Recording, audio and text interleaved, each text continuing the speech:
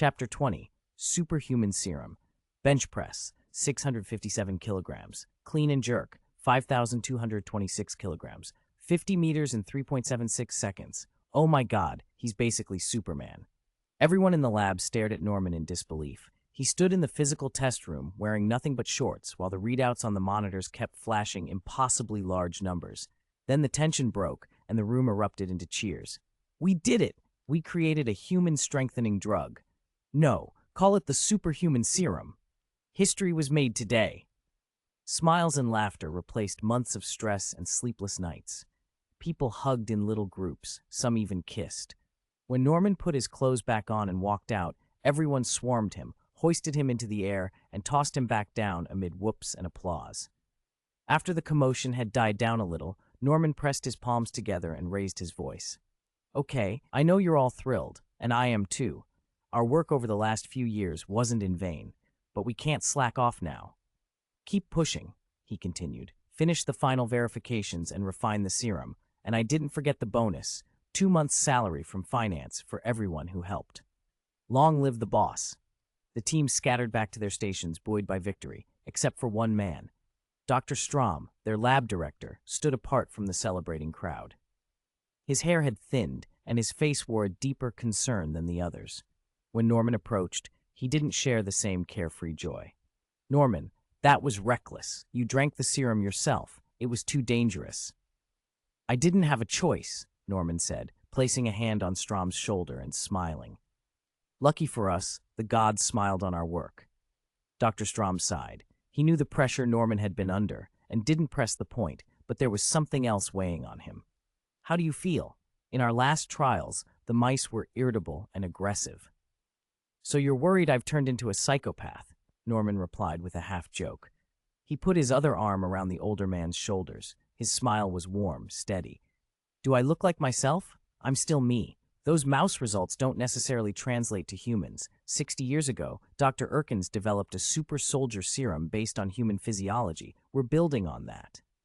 Strom studied him for a long moment, then nodded slowly. Maybe you're right. Norman laughed. Come on, Strom. How about you? You want an injection as a reward? Strom almost brightened at the temptation. A stronger, healthier body would be appealing to anyone. He waved his hand to refuse. No, that's not a good idea. Let's discuss it later. No matter. That brief exchange didn't dampen Norman's spirits. The first objective, proving the serum could safely enhance human ability, had been accomplished. The second step was to win the trust of General Ross, and that would be simple too. Present a living superhuman. Of course, no details about the candidate could leak. Norman gathered himself and headed back to his office. At night, in the Osborne family villa, Norman strode up from the car and through the front door.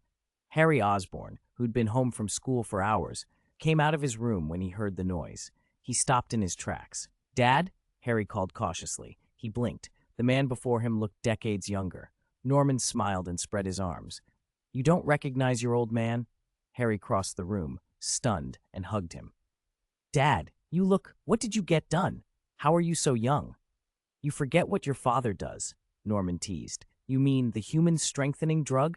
Harry's eyes lit up. You finally developed it? Norman sat in the living room, nodding. It's finished. Harry bounded over and pinched his father's shoulders with boyish glee. He'd spent enough time at the lab to know what the serum could do. In mice, the strength gains had been astronomical. Some specimens hit 8 times their baseline. He pictured himself bigger, stronger, unbeatable in front of classmates. Can I get the injection too? Of course, Norman said without hesitation. Harry blinked, surprised by the quick answer. Isn't there some risk? Norman's expression softened.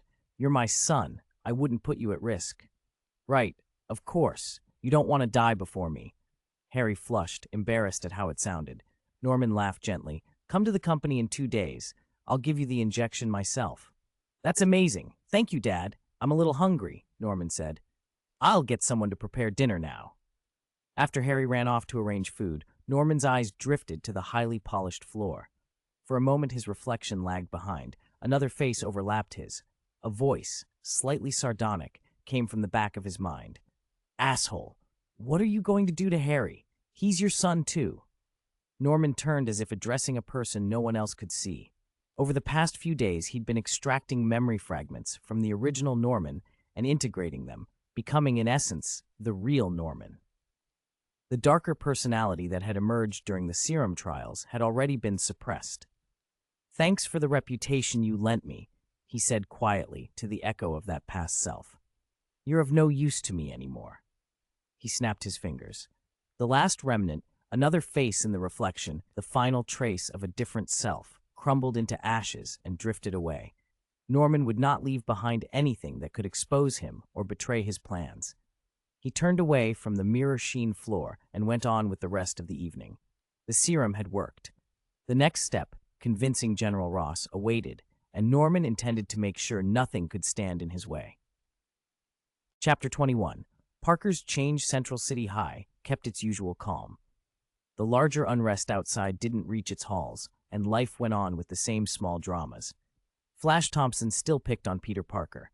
The odd martial arts Levi had taught Peter had only done so much. He was a bit fitter and could last longer on his feet, but he still couldn't match Flash, especially when Flash came with his crowd.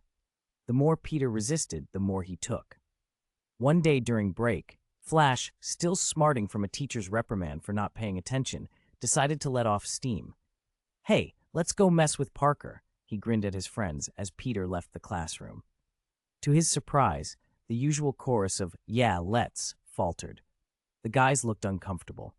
"I don't know. Parker's been different lately. What if he makes a scene?" one admitted. They weren't dumb thugs. Many were good students with futures ahead of them, and they didn't want to risk getting dragged into trouble. That only made Flash angrier. How could a no-name nerd scare them off? "If you're not coming, I'll go by myself," he snapped, and stalked out after Peter. Peter was in the boys' room, washing his hands, when Flash barged in. The sight of Flash made the others in the stall hurry up and leave. Peter kept his composure. "Hey, Thompson," he said, trying for casual.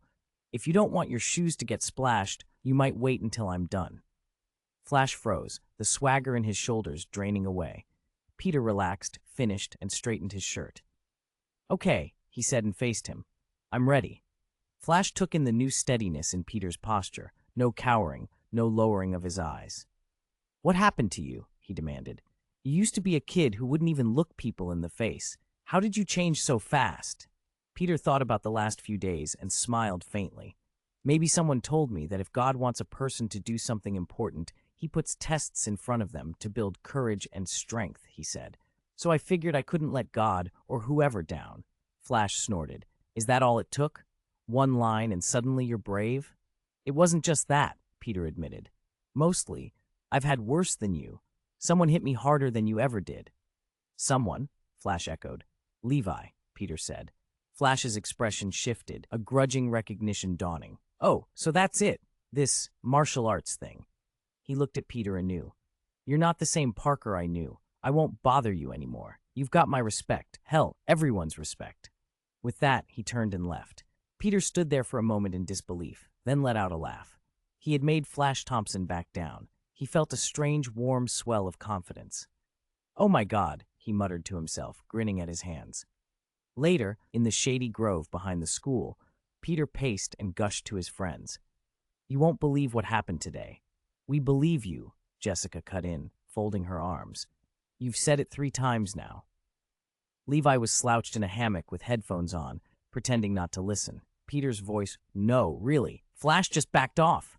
He actually said he respected me." Levi kept his eyes closed but twitched an ear. The headphones were for show. He heard everything when he wanted to. Jessica tried to steer the conversation. "Guys, tomorrow's the Columbia field trip, Biolab. That's a rare chance. Did you do the prep work, Peter?" "Of course," Peter said eagerly. "I read some of the papers from the lab's doctors. It was fascinating." Jessica raised an eyebrow. "That's thorough. Are you thinking about going into biology, Peter?" "I don't know yet," he admitted. "Maybe physics or chemistry. I haven't decided." Levi snorted. "You'd have been a reporter if I hadn't intervened," he muttered, mostly to himself, then went back to his music. When Peter left for home that evening, the neighborhood felt familiar and quiet. He still lived with his Uncle Ben and Aunt May, who had raised him after his parents' accident. They'd grown older, white hair, soft smiles, and took odd jobs to keep busy. Peter kept the details of his school troubles from them. He didn't want them to worry. At dinner, he mentioned the field trip. Columbia? Aunt May's eyes lit up. That's wonderful. Make sure you learn everything you can. It's just a visit, Peter replied modestly. You can always learn something from a visit, Aunt May insisted. Uncle Ben, who'd been listening, suddenly brightened. Peter, why don't I come with you? I can drive you and wait. Peter hesitated. Uncle Ben, you don't have to. The school doesn't need parents to come in. You sure? Aunt May said. I've got nothing else to do, and I'd love to see it. Ben persisted. I've been an electrician for 30 years. Maybe someone there could use an experienced hand. It wouldn't hurt to look around. He smiled, hopeful. Caught between politeness and a desire for independence, Peter finally relented. Okay, you can drive me to the gate, he said. Ben beamed. No, if we're going, we might as well go in. I'd like to see Columbia, too. Peter sighed and gave a small laugh. In the end, he couldn't say no. He nodded. All right, just don't embarrass me, okay? Uncle Ben nodded like a proud parent. It would turn out to be a small change, but it felt like another step forward for Peter Parker. One more thing nudging him towards something new. Chapter 22. Spider-Man Parker. The next morning, Peter was up before dawn. He ate quickly with Uncle Ben, who had been up even earlier waiting for him, then packed his bag. The old beige sedan in the driveway looked like it belonged in a museum, but it had always been reliable, just like Ben. The two climbed in. Ben took the wheel and eased onto the road. We haven't had a proper talk lately, Ben said, easing into the rhythm of the drive. You've been coming home late. Yeah, school stuff, Peter mumbled. It's good to be busy, Ben said with a smile. When I was your age, I thought everything was dull. That was until I met your Aunt May. She was beautiful.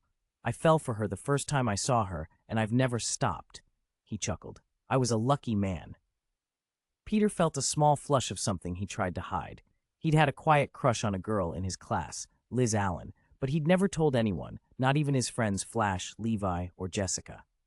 Ben, who'd already tasted more of life than Peter ever had, didn't pry. He only said, You'll find someone, Peter. A man who's never loved doesn't really grow up. When you do, treat them with your whole heart. I will, Peter promised. Conversation made the drive shorter than Peter expected. When Ben pulled the car to a stop, they were across the street from Columbia University. The Midtown High group had gathered by the main gate for a field trip. You coming in with me? Peter asked. Surprised. Why not? Ben said. They walked to the gate together, and Peter went to check in with the teacher. He explained who Ben was and why he wanted to tag along. The teacher hesitated for only a second before smiling. We could use the help keeping an eye on a bunch of teenagers, he said. Thanks. Ben winked at Peter and nodded.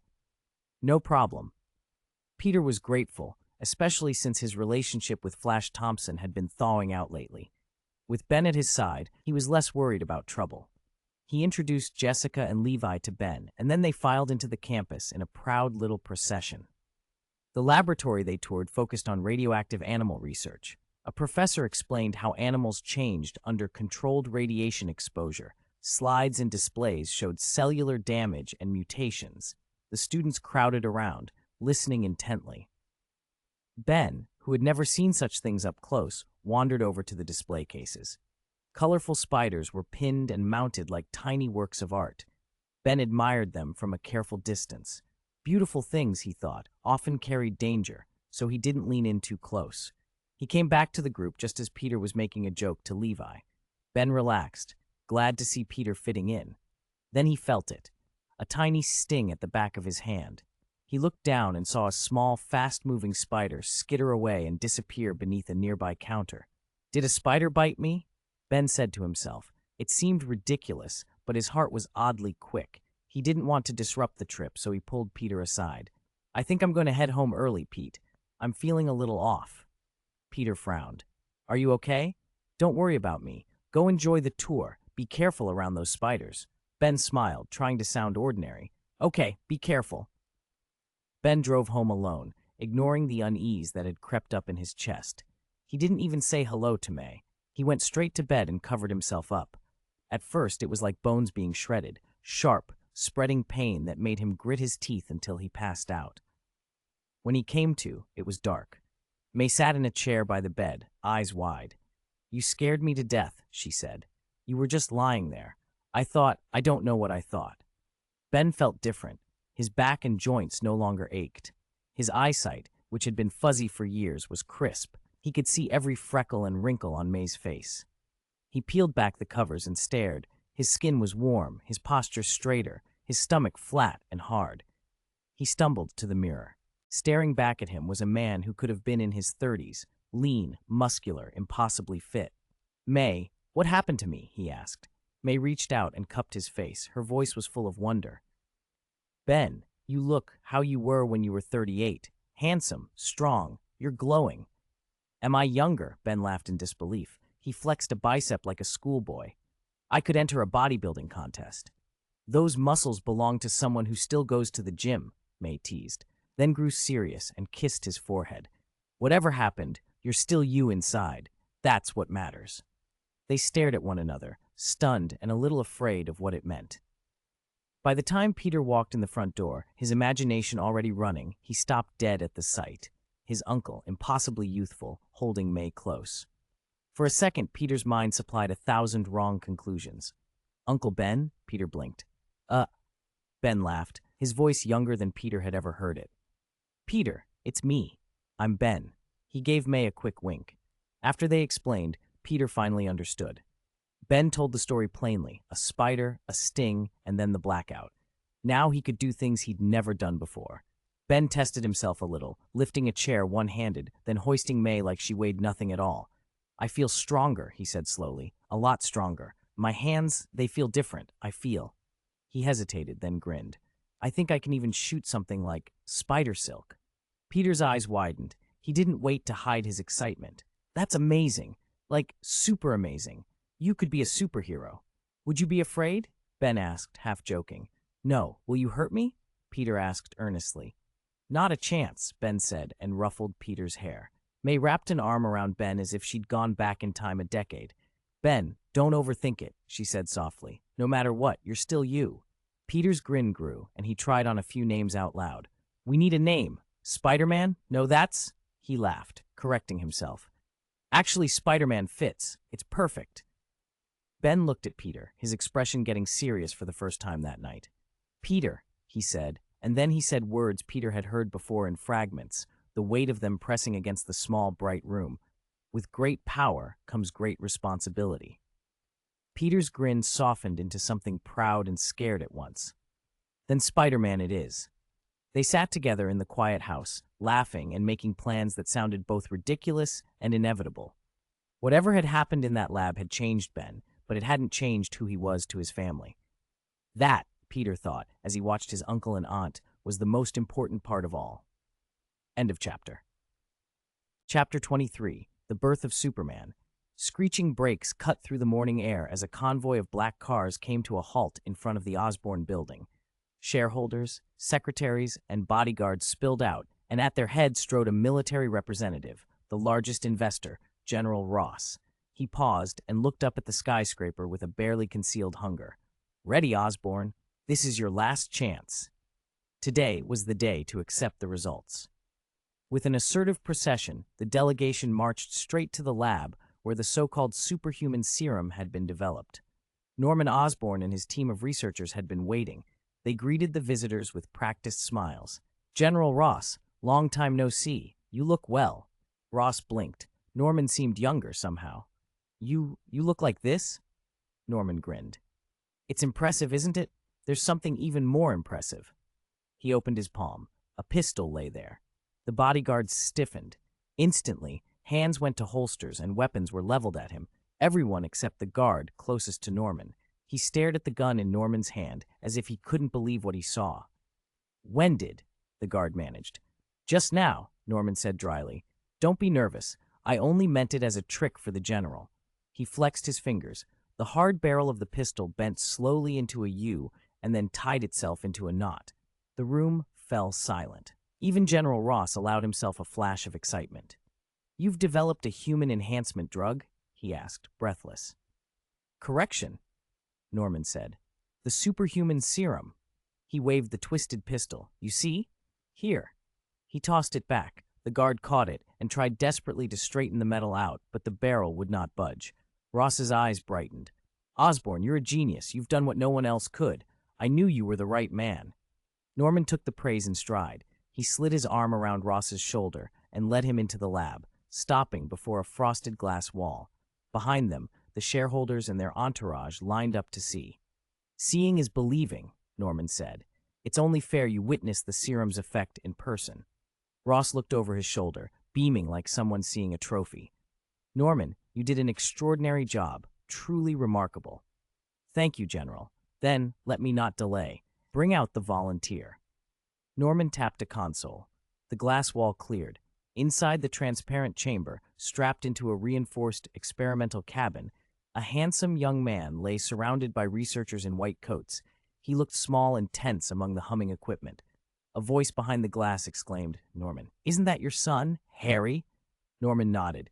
Yes, that's Harry Osborne. Doesn't he look like me? He's exceptional. Murmurs rippled through the crowd. Ross's admiration turned to alarm.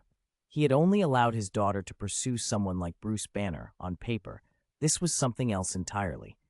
Norman, this is unnecessary, he said, voice tight. You can't risk your son like this. I know you're confident, but let him out. Let someone else be the volunteer. Norman met Ross's concern with a cool calm. This is my decision, and Harry's as well. But, Ross began, do you think this is peril? This is a gift, Norman snapped, then softened. If you refuse, you will be at fault. Ladies and gentlemen, witness the birth of a Superman. He leaned into a microphone. Harry, can you hear me? Ready? Of course, came Harry's steady reply.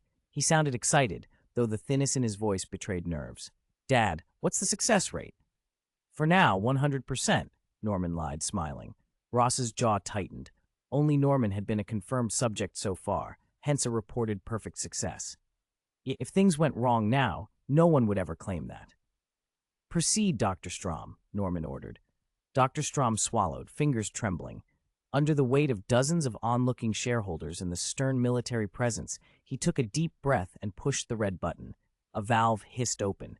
A viscous green fluid ran through tubing and into Harry's IV. Harry convulsed. His body straightened, his eyes widened, features grimacing into a contorted mask. Harry, hold on. This is the beginning, Norman called. Dad, I can hold on, Harry managed. Dr. Strom kept the infusion flowing. A progress indicator blinked. 7, 13%, 45%. At 80%, Harry's eyes clouded white and veins stood out on his temples. A few women in the crowd gasped. Ross grew pale. Norman's voice, calmer than anyone had a right to be, cut through the mounting fear. Strom, continue. Harry can take this. No, Norman, he can't, Dr. Strom protested, eyes squeezed shut. Do as I say. Keep going. Strom closed his eyes and pushed the final infusion into the line. Harry screamed. His body bucked, then went limp. He slumped, head dropping forward. Silence slammed down on the lab like a physical thing. Harry, open! Norman had already lunged for the chamber as alarms began to wail. He tore at the restraints and cradled his son, shouting, Harry, wake up! No one in the room saw the brief flicker that had happened just before Harry's eyelids twitched.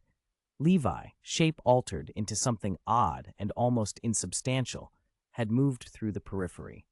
He threw a small ball of light straight into Harry's chest and then vanished as though he had never been there. Under the glass, from Norman's frantic embrace, Harry's eyes snapped open with a sharp, startling clarity. The room exhaled as one. Harry! Norman whispered, more stunned than elated, his voice raw. The observers leaned forward, breath held. The birth of something new, whatever it was, had just begun. Chapter 24. Homelander Harry. At Norman's call, Harry's eyes snapped open, bloodshot, pupils burning with a fierce red light. Norman saw at once that something had gone wrong and dropped to a crouch. In the next heartbeat, two beams of searing red energy lanced from Harry's eyes, skimming past Norman's hair and slamming into the ceiling.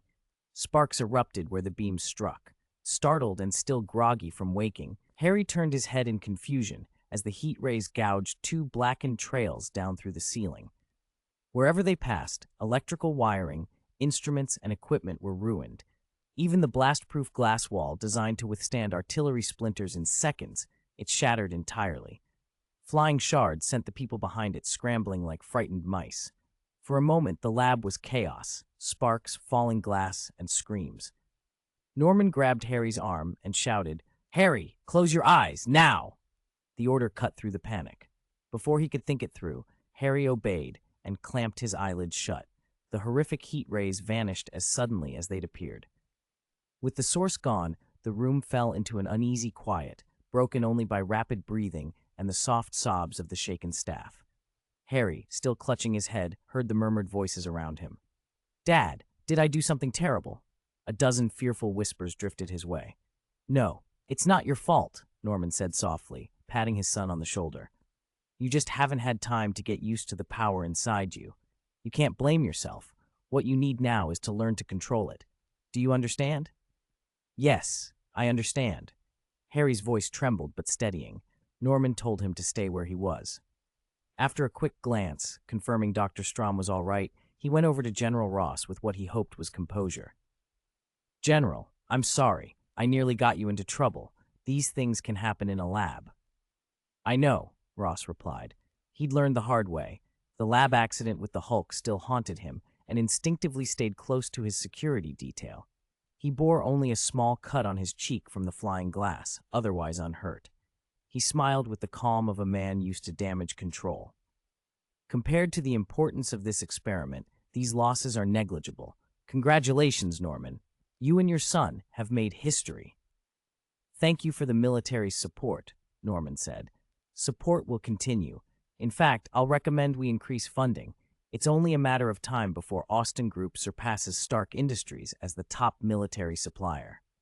They exchanged a brief, satisfied laugh, a sharp contrast to the fear among the staff behind them. The shareholders and lab personnel were in no mood to discuss partnership plans right away. After a quick debrief, they dispersed. Ross and the others did not linger. They left Osborne Building soon after. Unnoticed by the departing group, a woman who had been disguised as a secretary slipped into a shadowed alcove and made a quick phone call. "Hello, Chief. It's Natasha." "Natasha, why the sudden call? Did Ross find the Hulk again?" came the gravelly voice on the other end. "It's worse," she said, removing glasses and the rest of her disguise. "Osborne's super soldier project wasn't just revived, he's turned it into a serum. I just watched it produce a superhuman. No, more like a Superman." "A Superman? More powerful than Captain America?" Director Fury asked. "Maybe," Natasha answered. "I'm not sure yet. But if Osborne is opening this door, Pandora's box isn't far behind." Fury's tone went cold. "General Ross is the public face of the military's largest faction. He has deep connections. We can't just sabotage him." "Then what do we do?" "We don't sit on our hands. If Ross is going to roll this out, S.H.I.E.L.D. must have the means to counter any superhuman threat. Natasha, get close to Osborne. Find a way to copy his data on the serum. Keep it quiet. This goes no further than you and me." "Understood." "Also, keep an eye on Norman Osborn. I don't trust that man." "Copy that." Natasha ended the call, slid into a sleek black bodysuit, swung a helmet over her head, and kicked a motorcycle into life. The engine screamed as she sped off. Once Ross was gone, Norman moved Harry to another lab to run a full physical. "How's he doing?" he asked the attending doctor. "Stable for now," Dr. Strom answered, handing over the readouts. "But look at these stats." Harry's physical data were off the charts, far beyond Norman's own measurements. More striking, instruments picked up a massive, concentrated energy signature within him, the source of the heat vision. "This is odd," Dr. Strom said, frowning. "A superhuman serum shouldn't produce this kind of energy reaction." Norman smiled, pride cutting through the worry. "Maybe Harry's physiology is especially compatible with the serum. You've done me proud, son. You're extraordinary." Harry, lying nearby, had heard every word. A bright smile spread across his face. "It's my honor to help." "How do you feel?" Norman asked. "Great. Amazing." Harry squeezed his eyes shut and clenched his fists. "I feel like I can do anything." With a sudden burst of strength, he tore the restraints off his wrists. Under the watchful eyes of Norman and Dr. Strom, he rose, hovered steadily above the floor, then held himself in midair. "Not just heat vision," he said, grinning. "I can fly." "Dad, you're right. I'm like that Kryptonian in the comics. I'm Superman." "Almost," Norman corrected with a laugh. "You should have a name with more impact. Something powerful. The Homelander." "A Homelander?" Harry echoed, puzzled. "You mean like a native of the motherland?" "Yes," Norman said, choosing his words carefully. Won't you use your strength to protect this country? Of course, Harry nodded with solemn enthusiasm. From today on, I am a Homelander. For the first time since the calamity, the lab felt a little brighter, pride and possibility mingling with the danger they all knew still lay ahead. Chapter 25. Their Respective Uniforms. After several days of practice, and after obliterating 10 steel plates, 18 sandbags, and hundreds of eggs, Harry finally learned to control the sudden surge in his strength. He'd even mastered the heat ray. It wasn't perfect. He still couldn't dial it down to something as harmless as warming milk, but at least he could decide when to use it. The near-disastrous lab incident from before would not be repeated. Good, Norman said with relief. You're ready. I'm lifting your restriction. You can go help people now. Great! Harry nearly bolted for the door, then froze when Norman held up a hand. What's wrong, Dad? He asked. Are you planning to go out like that? Harry glanced down at his t-shirt and shorts. What else? Norman sighed and pointed. Cute and casual, but it doesn't have a recognizable symbol. You need a proper suit. A special suit, Norman smiled. Do you like green? Air, I guess. He led a puzzled Harry to the Austin Group's weapons division. The company's biotech work had been the headline, but their arms business was the backbone that kept the whole enterprise afloat. If not for weapons profits over the years, the Austin Group might never have survived to reclaim its former glory.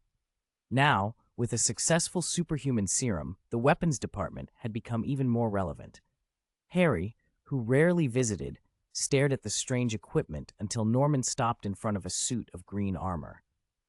This is our latest development. We were going to sell it to the military, but we don't need to. Do you like it? I'll give it to you. Harry ran his hand over the polished plating, a little embarrassed. You don't have to give me something like this. My body's strong enough. I know you're strong, Norman said, amused. But if you run into a real fight, regular clothes won't hold up. Do you want to run around in public naked? At the thought, Harry shuddered and laughed. Okay. You're a good dad, very thoughtful. He stepped into the suit, what Norman teasingly called the Green Goblin armor, then corrected to Superman armor, and the plating automatically adjusted to his frame. The metallic sheen, combined with Harry's already handsome looks, made him look striking. Norman nodded approvingly. Not bad. You've got the look I had back in the day. Then Norman frowned, as if remembering something else. No, something's missing. A cape. How can Superman be without a cape? You'll have to wait a little longer. Harry shrugged. The earlier excitement had softened into a patient tolerance. That's fine. Norman patted his shoulder. You won't wait long. A fitting enemy will show up soon.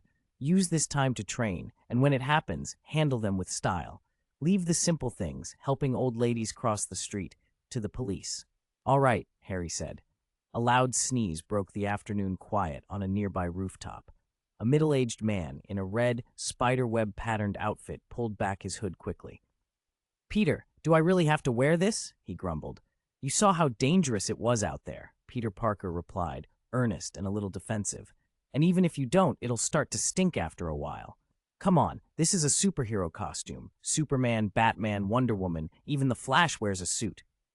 Peter took Uncle Ben's hand with surprising intensity. I spent days on this design. Aunt May sewed it herself. Aunt May, standing nearby, smiled encouragingly. So, Uncle Ben, you won't let us down, will you? Uncle Ben sighed, but put the hood back on. Let me be clear. If this suit seriously interferes with my movements, I reserve the right to request changes. Of course, Peter said, eyes shining. He raised the camera hanging from his neck. Uncle Ben, put on the suit and do your first heroic move. I'm ready. Under Aunt May's anxious gaze, Uncle Ben stepped up onto the 1-meter-high rooftop railing. He hadn't been idle these past few days. With Peter and May's help, he'd been learning how to use his new abilities. One discovery surprised him. His coordination was exceptional, better than many professional gymnasts. That made a lot of daring moves suddenly possible. He inhaled, bent his knees, and launched himself like a cannonball. He sailed over 10 meters and landed cleanly on the opposite roof. Nice, Peter said, snapping photos and giving a thumbs up. Try the spider silk, Peter urged. Uncle Ben nodded. He ran again, leapt from the railing, and when he was airborne, he flicked his wrist. A white thread shot from his hand, stuck to the building's facade, and he grabbed it, swinging like Tarzan. At the right moment, he released and fired another strand from the other hand, alternating as he moved. He flew from rooftop to rooftop, exhilarated by the sensation. The adrenaline was addictive. Free movement through the air felt incredible. Peter watched his uncle's figure grow smaller as he swung away and felt an odd, aching tug. "Aunt May," he said softly, "don't you feel a little lost? Uncle Ben seems so young now, and I'm still—" Aunt May wiped at her eyes and smiled with a serenity that had always steadied them. "Of course not. I'm happy for him. But you have to take care of him, Peter. He may look younger, but he's still stubborn at heart." Peter clenched his fist and nodded. "I will." End of chapter. Chapter 26, Dr. Connor's Osborne Building. "Miss Romanova?" "I am." Natasha had changed out of her tactical gear and into a standard office outfit, no glasses perched on her nose this time. She dyed her hair from jet black to a soft brown. The change softened her features, making her look more like an ordinary executive assistant than a covert operative. The woman who addressed her smiled. "On the strength of your performance, we've decided to hire you as one of the chairman's secretaries. Congratulations." "Thank you." The smile on Natasha's face was easy enough, but inside, she felt less enthusiastic. 7 people had passed the interviews and been appointed secretaries. 8 if you counted the chief secretary who'd already been at the company. Osborne didn't strike her as the sort of man who liked excess. Why hire so many at once? And why were they also hiring extra researchers in biotechnology? Was the Osborne Group preparing to expand dramatically? She shoved the questions down and followed the others to the secretariat office. The chairman's office sat right next door.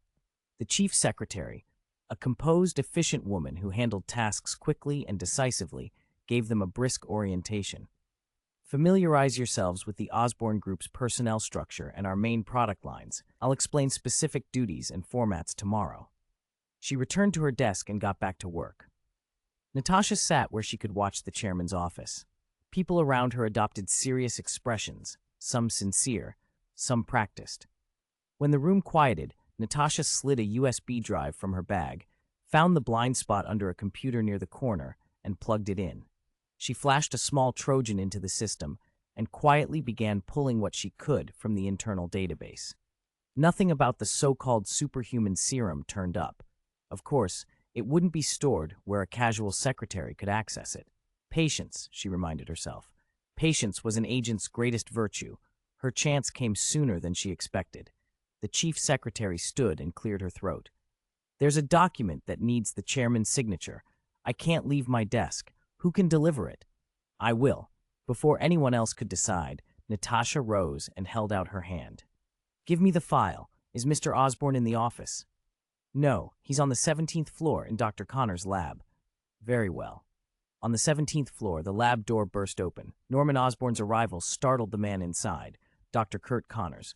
Connors was slight and pale, with thinning blonde hair, black-rimmed glasses, and only half an arm ending below the elbow.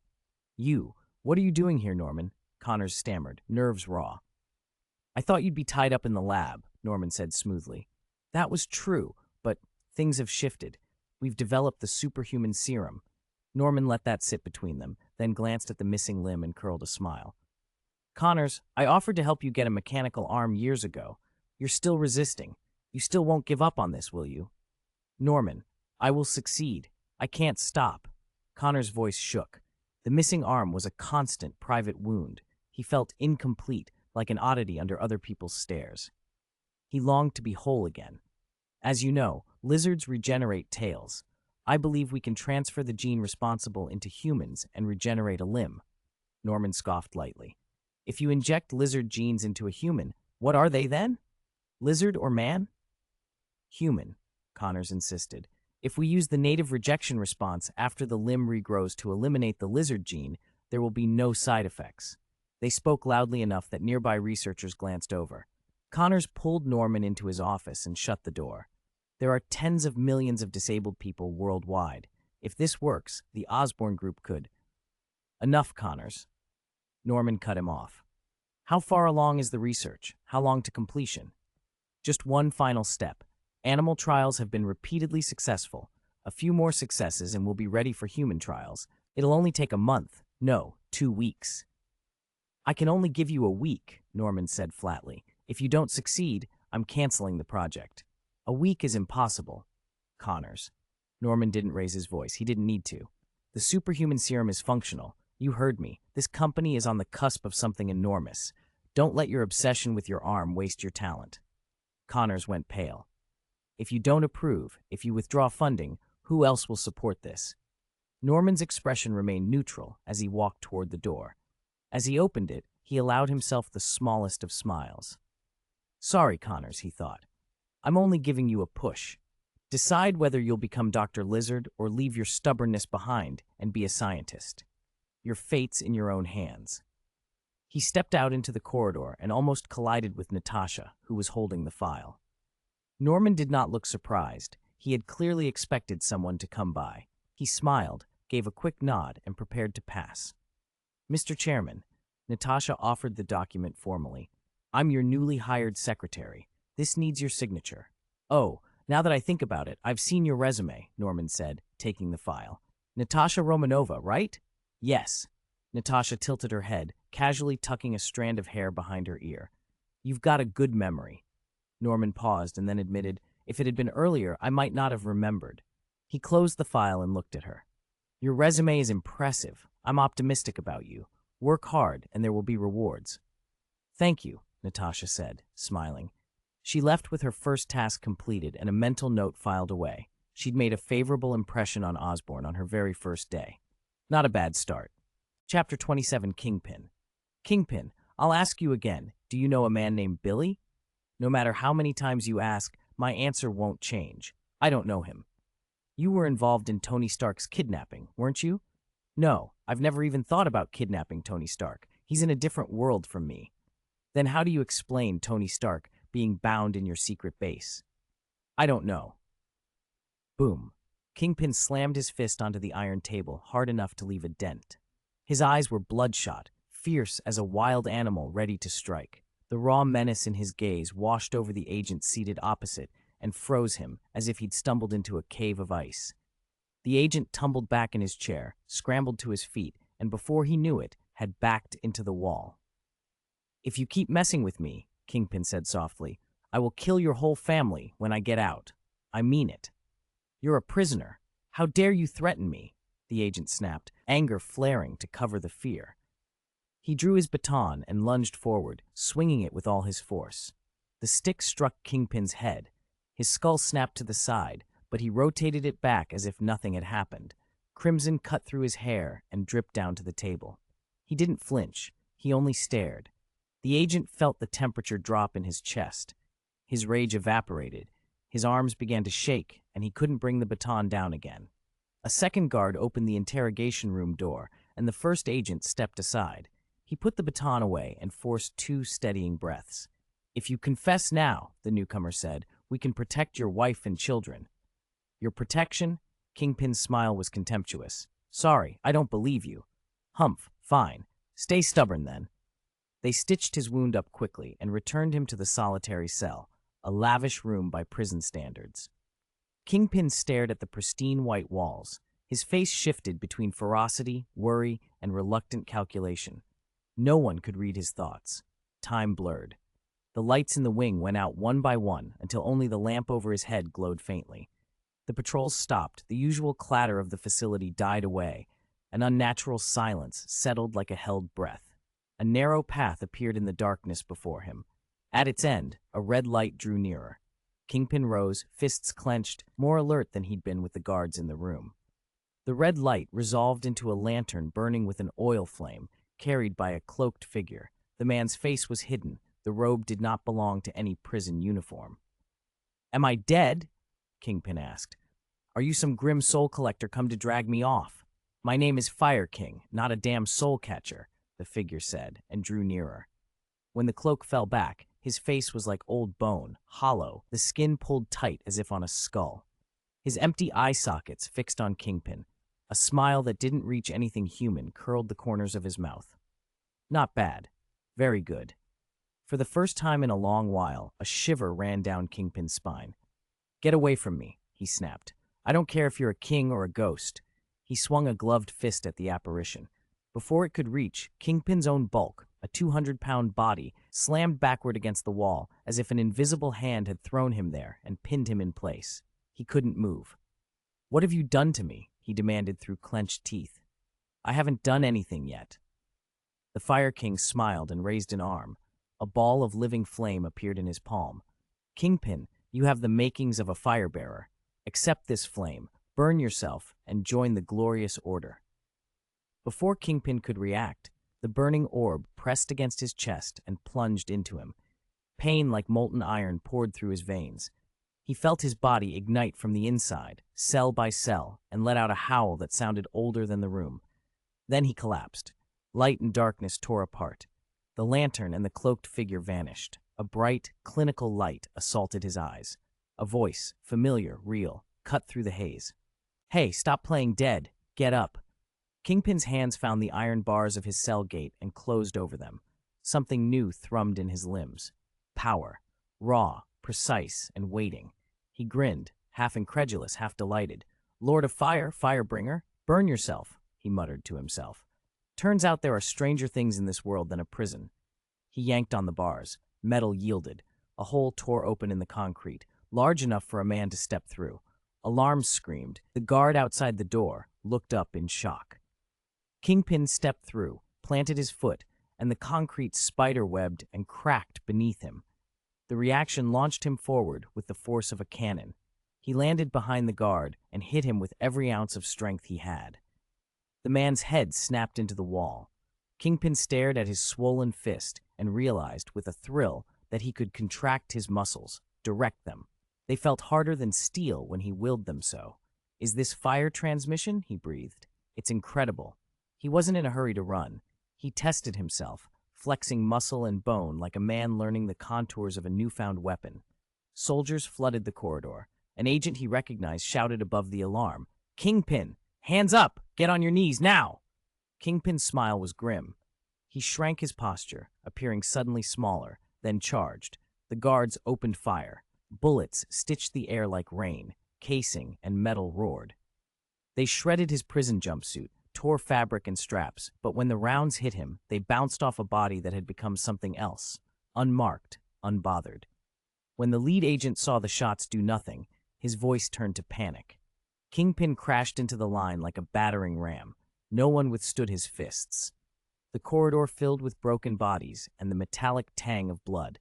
He found the agent who had struck him in the interrogation room and grabbed him by the throat, lifting him off his feet. "Why? Aren't you afraid of bullets?" the man choked. Kingpin's voice was cold and amused. "If you tense your muscles the right way, they can be harder than steel. The human body is amazing, isn't it?" He let the limp man fall, then walked out through the smashed doors as more men poured into the hallway. Behind him, the killing continued. Chapter 28. Hell's Kitchen Shield. What? Kingpin escaped from prison? He destroyed the facility too? After he hung up, Agent Coulson looked grim. This had started as a high-profile kidnapping case, the world's largest arms dealer and a military colonel, so the authorities had treated it with maximum priority, sending FBI agents to coordinate questioning of the suspect, Kim Byung, alongside military personnel. Of course, S.H.I.E.L.D. had been involved as well. They always put their own agents on operations like this. And now the worst news had come. Kingpin, Jin Bing, had slaughtered nearly all the forces there and broken out. "This isn't a power a human should have," Coulson muttered as he pulled up the surveillance footage and watched the unsettling changes in Kingpin's body. He took a breath and immediately called Director Fury. "I thought he was just a pawn someone abandoned," he reported. "I didn't expect him to be connected to that incident." Fury decided instantly. "Coulson, recall Barton immediately. Find and apprehend Kingpin at all costs." "Yes, sir." Coulson nodded, then asked the question everyone wanted to know. Where would Kingpin go after escaping? They both answered at the same time. Hell's Kitchen. Hell's Kitchen had long held a fearsome reputation across New York. A gritty, shadowed neighborhood people of a certain age warned one another not to enter after dark, as if you might step into literal hell. Tonight, reporter Eddie stood at the curb, torn. Behind him, the city glittered and hummed. In front of him, the blocky silhouettes of Hell's Kitchen were thinly lit and foreboding. He was standing at the edge of two worlds. Eddie had heard the rumors, but he had another reason to be here.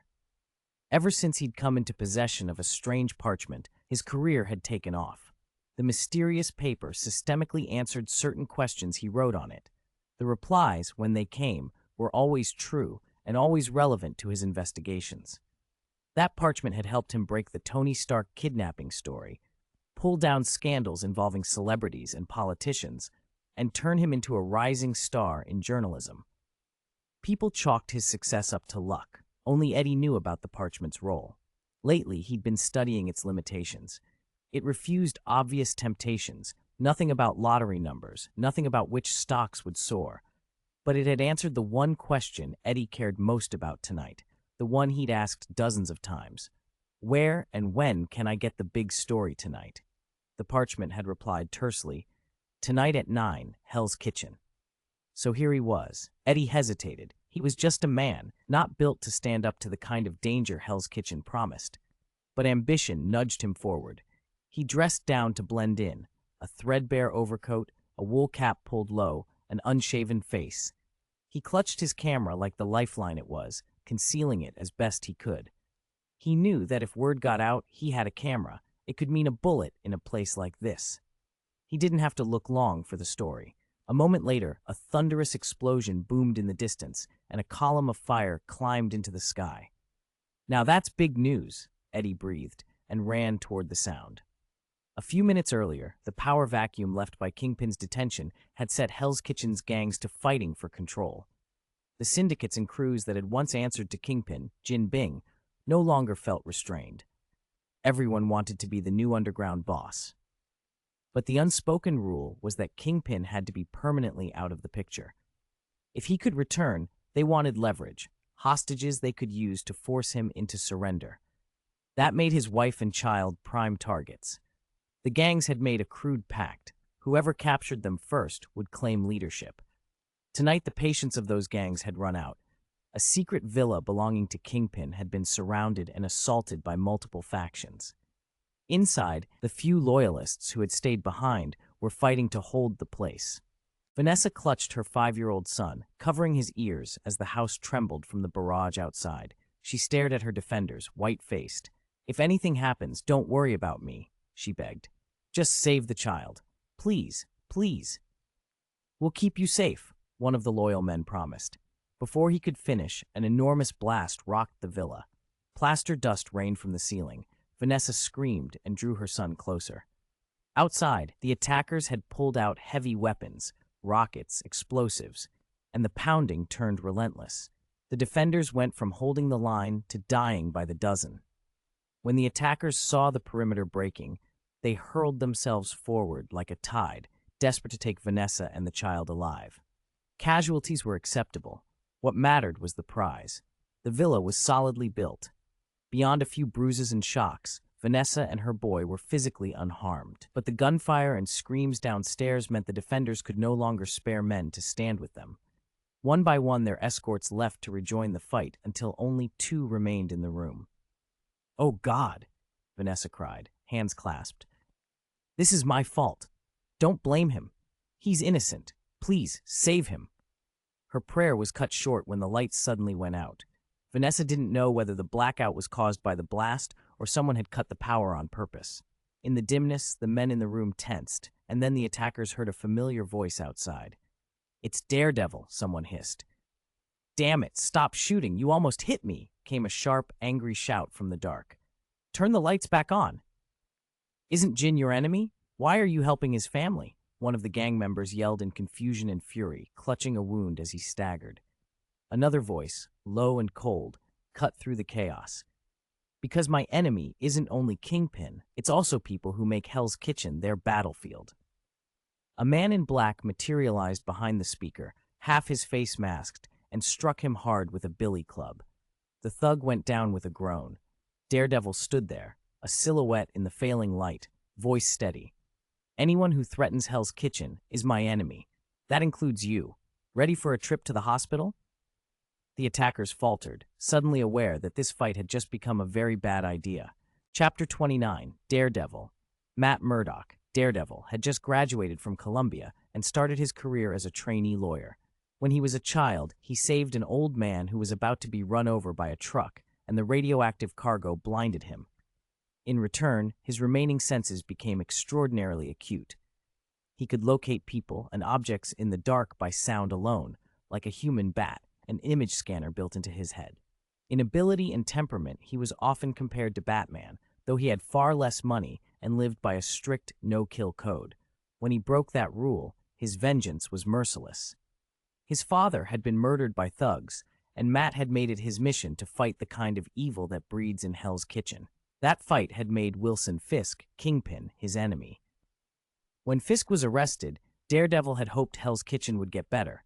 Instead, it spiraled into deeper chaos. Could Fisk have been right that the neighborhood needed him more than it needed Daredevil? No. Criminals belonged behind bars. The problem was simple. Too few of them ever were convicted. Resolute, Daredevil swung his billy club harder. Each strike whistled through the air. In minutes, the gangsters who had forced their way into the villa were flattened, moaning on the floor, none of them escaping. He was barely catching his breath when a faint change in the air caught his attention. He tensed, moved his feet, and a fist-sized oval object smashed through the window. It sailed over his body, struck the wall, and rebounded. Once he saw it clearly, Daredevil rolled aside, grabbing a thug's limp body to shield himself as the object planted and detonated. The grenade erupted in a ball of fire. The blast threw Daredevil back. He tumbled into a corner and hid, blood-tasting iron in his mouth. Outside, a masked Bullseye stood alone. Even the other thugs kept their distance. One careless move from him and they'd be dead. Daredevil called out, breathing hard. "Bullseye, I should have known it was you. Have you turned on your boss?" Bullseye toyed with a knife and laughed. "Daredevil, I'm a mercenary, not a lackey. I go where the money is. Fisk still owes me a lot." Using Bullseye's voice to triangulate, Daredevil slipped into a blind spot and waited. Bullseye's throws were infamously precise, but he had to see his target. In the dark, with Daredevil hiding, his accuracy faltered. "You're not my target tonight," Bullseye said, voice cruel, "so come out if you want to live." Daredevil sprang for the stairs, and knives cut toward him from the dark. He twisted his body into impossible shapes, his right hand a blur of wooden steel as he parried blade after blade with the staff. Then a tiny, nearly invisible dart found the gap. It sank into his arm. Pain flared, then a spreading numbness. Poison. Realizing he'd been trapped, Daredevil ducked back to his original cover, grabbed a pistol from the floor, angled it against the wound, and fired. The shot was ugly but decisive. Bullseye's confident expression faltered when he heard it. He had expected Daredevil to be lured out, not to react like that. Bullseye spat. "He's hurt. Don't let him stop you. Capture the woman and child upstairs. Bring them in alive, and if you see Murdoch, kill him." The gang leader hesitated then, fearful for his own life, barked orders. "1 million for the woman and child. Move." "Boss is generous," someone cheered. "What about Daredevil? What's his price?" another asked. "Don't waste time on him. Kill him if you can," the leader snapped. Dozens of elite thugs surged forward. Rival crews smelling opportunity joined the torrent. The villa erupted into chaos. On the second floor, Vanessa saw a familiar silhouette and fell apart in relief. She ran toward him, clutching their child. "Fisk, you're all right. Oh, thank God. Get us out of here," Vanessa begged, panic in her voice. "It's dangerous. Now." Wilson Fisk took them both into a crushing embrace. He held them so tight, Vanessa gasped. "Stop, Fisk, you're hurting me." He didn't let go. He pressed his huge palms to Vanessa's face and the baby's cheek. "I'm sorry, Vanessa," he said, voice raw. "I almost did what they wanted, almost confessed to a crime I didn't commit because I love you so much. Love makes me weak."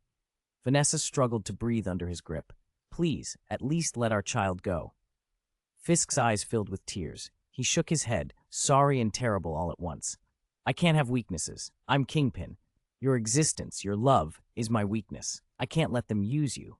Vanessa's hope curdled into horror. "Hate me if you want," she managed, but the words were weak. He pressed his face against hers. "Hate me if you must. I still love you." His voice broke. "Goodbye, Vanessa. Goodbye, my child." When the struggling stopped, Fisk let their bodies down as if releasing something fragile and damned. He stepped back, and an animal howl tore out of him, half grief, half fury. "Vanessa! Vanessa!" he howled. A a sound that cut through the chaos below. The cry froze everyone. Daredevil and Bullseye, the assembled gangs, and Eddie, who had rushed up the driveway. A cold dread slid down each spine. Fisk set the bodies gently on the floor, then looked up with a calm that made the air go still. "Tonight," he said, hard and steady, "everyone here dies." Chapter 30. Massacre voices rose like a ripple of panic through the courtyard. "What? Kingpin's out? Vanessa's dead? Who did this? I told you not to use heavy weapons. You didn't listen. There are so many of us. Why are we afraid of one man? Kill him here." They argued and cursed, but beneath the words lay a hard, stubborn fear. Gangsters live and die lightly, but if their pride is pricked, they will fight. A few of the bosses, men used to comfort and distance, had already told their drivers to get them out of there. The rest surged toward the villa. Only one person heard the detail that made the rest of the picture fall into place. Daredevil. His enhanced senses picked up an extra breath upstairs, one new, heavy inhalation, and then two other breaths quickly faded until they vanished. Vanessa and the children were gone. Kingpin had killed them. He had obliterated the last soft thing in his heart and gone utterly mad, reclaiming the underground throne without a single weakness left. That realization set every warning siren in Matt Murdock's muscles howling. Every cell in his body screamed, "Run." He tasted the metallic sting of blood in his mouth and forced it down, leapt to the window ledge and shouted to the crowd below, "Get out of here! Get away from the villa! Run!" "No one gets away," came the booming reply. Kingpin's face was carved from murderous intent. He ripped his shirt as if it were paper. The fabric tore with a sound like a soft explosion, revealing mountains of muscle. With one iron-shot strike, he blew a hole in the concrete wall, and over a meter-thick slab crumbled like brittle rock. He launched himself from the roof of a building 4 or 5 meters high, cleared dozens of meters in a single bound, and slammed down behind the flock of men. The impact punched a crater into the pavement. He ignored the minions who tried to flee and lunged straight at the bosses who were scrambling into their cars. "What are you waiting for? Drive!" someone screamed. One terrified boss kicked his slow driver out of the car, threw himself into the seat, and floored the pedal. The luxury sedan screamed forward, metal complaining under the strain, but before he could breathe, the car met an immovable wall of presence. Kingpin stood in the road. The driver's face went slack with a stupid euphoria. I'm killing Kingpin," he cried. Kingpin only smiled with contempt. He brought his right foot down as if stamping out an insect. An unseen shockwave rolled from his soul, a ripple that buckled the ground and shattered the road. The speeding car hit that shock, skidded into the air, passed over Kingpin's broad shoulders, flipped end over end, and burst into a fireball of twisted metal and screaming rubber. Kingpin didn't pause. His legs, coiled like pistons, launched him forward with acceleration that outpaced engines. He reached each vehicle the drivers thought would carry them to safety and pulverized it with a single blow. The men were smashed through windshields, crushed into crumpled steel, thrown like dolls. The scene was not a fight, it was a massacre. The sheer, unrelenting force of it turned the courtyard into a tableau of blood and broken bodies. Hidden in a clump of hedges, Eddie watched and felt his stomach turn. He pressed trembling fingers to his mouth, almost vomiting at the sight. "Parchment! Oh, parchment!" he whispered to himself, a private accusation. "You've given me a story, all right. I just don't know if anyone will live to print it." He stayed still because movement would invite death. Whoever ran fastest would be the first to die. All he could do was pray the police arrived, though even that hope felt hollow. This was a man who laughed at bullets. In minutes, the carnage had done its work. Most of the gang were dead or dying. When the smoke settled, Daredevil found the courage to step into the open and face the monster that had once been his adversary. "Kingpin," Matt said, voice steady despite the tremor beneath it, "you killed your wife and children with your own hands. You slaughtered these people. The proof is clear. You won't walk free in Hell's Kitchen again." "No. You killed Vanessa." Kingpin's voice rumbled like a collapsing wall. Matt kept his head level, refusing to look away. "We were all hurt by what's happened, but you made your choice." Kingpin looked down at the man who had once given him headaches, and Grunt laughed through his teeth. "You made it impossible for me to go back to Hell's Kitchen. It's your fault." He straightened until he seemed to fill the sky. Because of you, I have power, real power. Soon I'll rule the world, and Hell's Kitchen will belong to me. Hell's Kitchen never belonged to you. Daredevil lifted his chin. You're wrong if you think force alone will do it. Power isn't everything. You can't rule it by yourself. You don't understand. Kingpin's patience snapped. He abandoned words and swung. Daredevil moved to dodge, well prepared, but he'd misjudged one thing: speed. Kingpin was not only monstrous in strength, he had a lethal velocity. Matt barely had time to raise his arms before a fist like a battering ram caught him in the chest. He flew like a cannonball through the villa's window, shattered glass shredding the night, and slammed into the far wall. He slid down the plaster, crumpled and still. His head lolled. For a terrible heartbeat, no one could tell if he lived. Kingpin did not gloat. He had expected this. How could a fragile pack of meat match the force of someone who had been touched by a god? The being that had given him that invincible strength, the so-called Lord of Fire, was beyond mortal categories. God, demon, labels didn't matter. Whatever it was had favored a man who welcomed killing, and Kingpin had drunk the gift greedily. He needed release. The simplest way to empty the burning thing in his chest was to destroy whatever stood in his path. He started toward the villa again, eyes narrowed, intent on finishing what he had begun. A voice cut through the clash of agony and wreckage, cold, amused. Bullseye had been motionless until now. Kingpin reached back, fingers closing on the familiar weight of a throwing knife on his belt. He turned and looked. You trying to save Daredevil? He asked. No, Bullseye said, his grin slicing the air. I wish he'd die. Bullseye's smile went outright mad. But I've never killed anyone as strong as you. I want to try. You wouldn't let me walk away anyway, would you? Kingpin's nod was small and final. Then go to hell. Bullseye's amusement froze into alertness. Too late. The night split with the thunder of a car engine. In the next instant, a revolving nightmare of metal and glass pitched toward him, hurtling faster than any sane driver could manage. Bullseye's eyes widened as the world collapsed into a single incoming object. And then everything went black. Chapter 31. Artillery Cleansing the Ground. Peter Parker was shut up in his room, tinkering with something at his workbench. In the living room, Aunt May leaned against Uncle Ben's arm as they watched television. The broadcast was interrupted by an urgent news bulletin. A caller reports a violent gang fight has broken out in the Clinton area. A large number of police have been dispatched to arrest those involved. Citizens are advised to avoid the area for their safety. Clinton, isn't that Hell's Kitchen? Aunt May asked, looking up at Uncle Ben. Yes, he said, nodding. I lived in Hell's Kitchen for a while when I was younger. It was a rough place.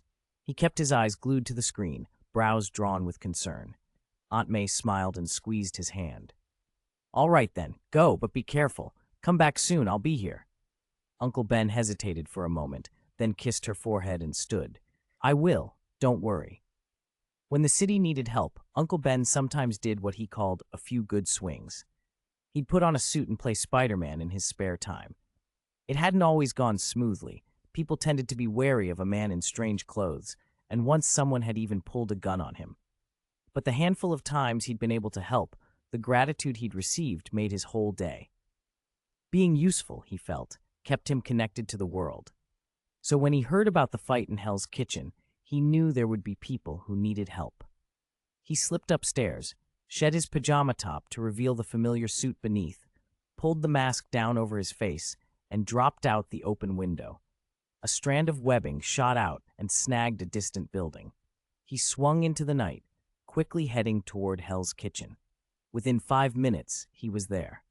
Police were evacuating crowds and cordoning off streets, but Spider-Man moved against the flow, cutting toward the hotspot. Past the first ring of officers, he could see helicopters overhead, more than a dozen armored vehicles, and a line of police cars forming a blockade.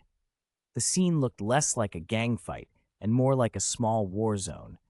He paused under the eaves of a building to keep from being spotted by the circling choppers. If he went any farther, he'd be in plain view. He listened, tense and ready to move. Down in a courtyard that had once been a well-kept villa, but now looked like a piece of hell, Bullseye was a broken heap on the ground. His hands, the instruments he'd prided himself on, had been crushed, blood slicking his fingers and palms. He gasped and moaned, dizzy from blood loss, begging for death even as he shrieked for mercy. Kingpin stood amid the carnage, looking as indifferent as a god surveying ruin. He ignored Bullseye entirely. The man was finished, not worth further effort. Apart from Bullseye and the uncertain fate of Daredevil, everyone else in that yard was either dead or already fleeing. Kingpin watched the helicopters and the armored column converge on him with a cold calculation.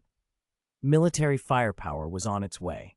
The bombardment would cleanse the evil in front of him. For a moment, he considered whether his prodigious musculature could withstand missiles. Should he leave?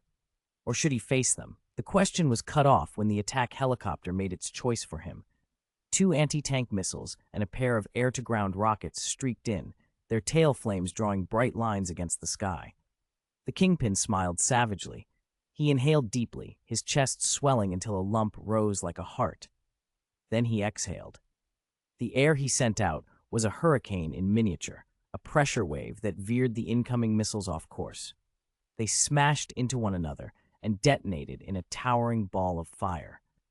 Eddie, crouched in the bushes with his camera clutched to his chest, had been lucky enough to survive Kingpin's earlier onslaught. The sudden, indiscriminate military strike threw him into terror. He scrambled out of the bushes and shouted, "Hey!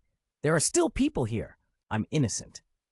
Before he could find cover, rockets from the armored vehicles bore down on him. He saw the projectiles arc toward him and froze, despair written on his face. Just as he shut his eyes and braced for the end, he felt himself yanked upward. When he opened them, he realized he was swinging through the air, suspended by a strip of white webbing and gripped under the arm by Spider-Man. A wall of flame roared up where the villa had stood. The blast wave slammed into them, but Uncle Ben held on to Eddie and used the web to pull them clear. Debris rained, and the structure that had sheltered so many criminals collapsed into a smoldering ruin. Bodies, broken limbs, and pools of blood went up in the inferno. Kingpin, at the very center of the blast, was engulfed in fire. In the combat command center, General Ross watched the live feed and exhaled with visible relief. Even if we can't kill him, maybe we've crippled him. No, we shouldn't keep firing. Best to send in special forces to secure him, alive if possible.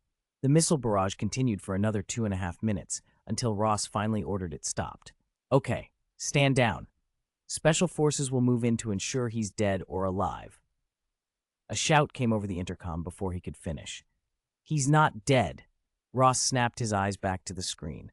From the flames, a towering figure, nearly 3 meters tall, surged into view. It leapt dozens of meters and crushed a helicopter with a single blow. The blown-out chopper tumbled from the sky and slammed to the ground. The Colossus hit the earth with a ground-shaking thud, and on the screen Ross saw the face up close. It was monstrous. Muscles bulged like an exoskeleton, skin blackened and cracked like charred bark from the blast. Yet beneath the ruinous surface, the features were unmistakable. The Kingpin.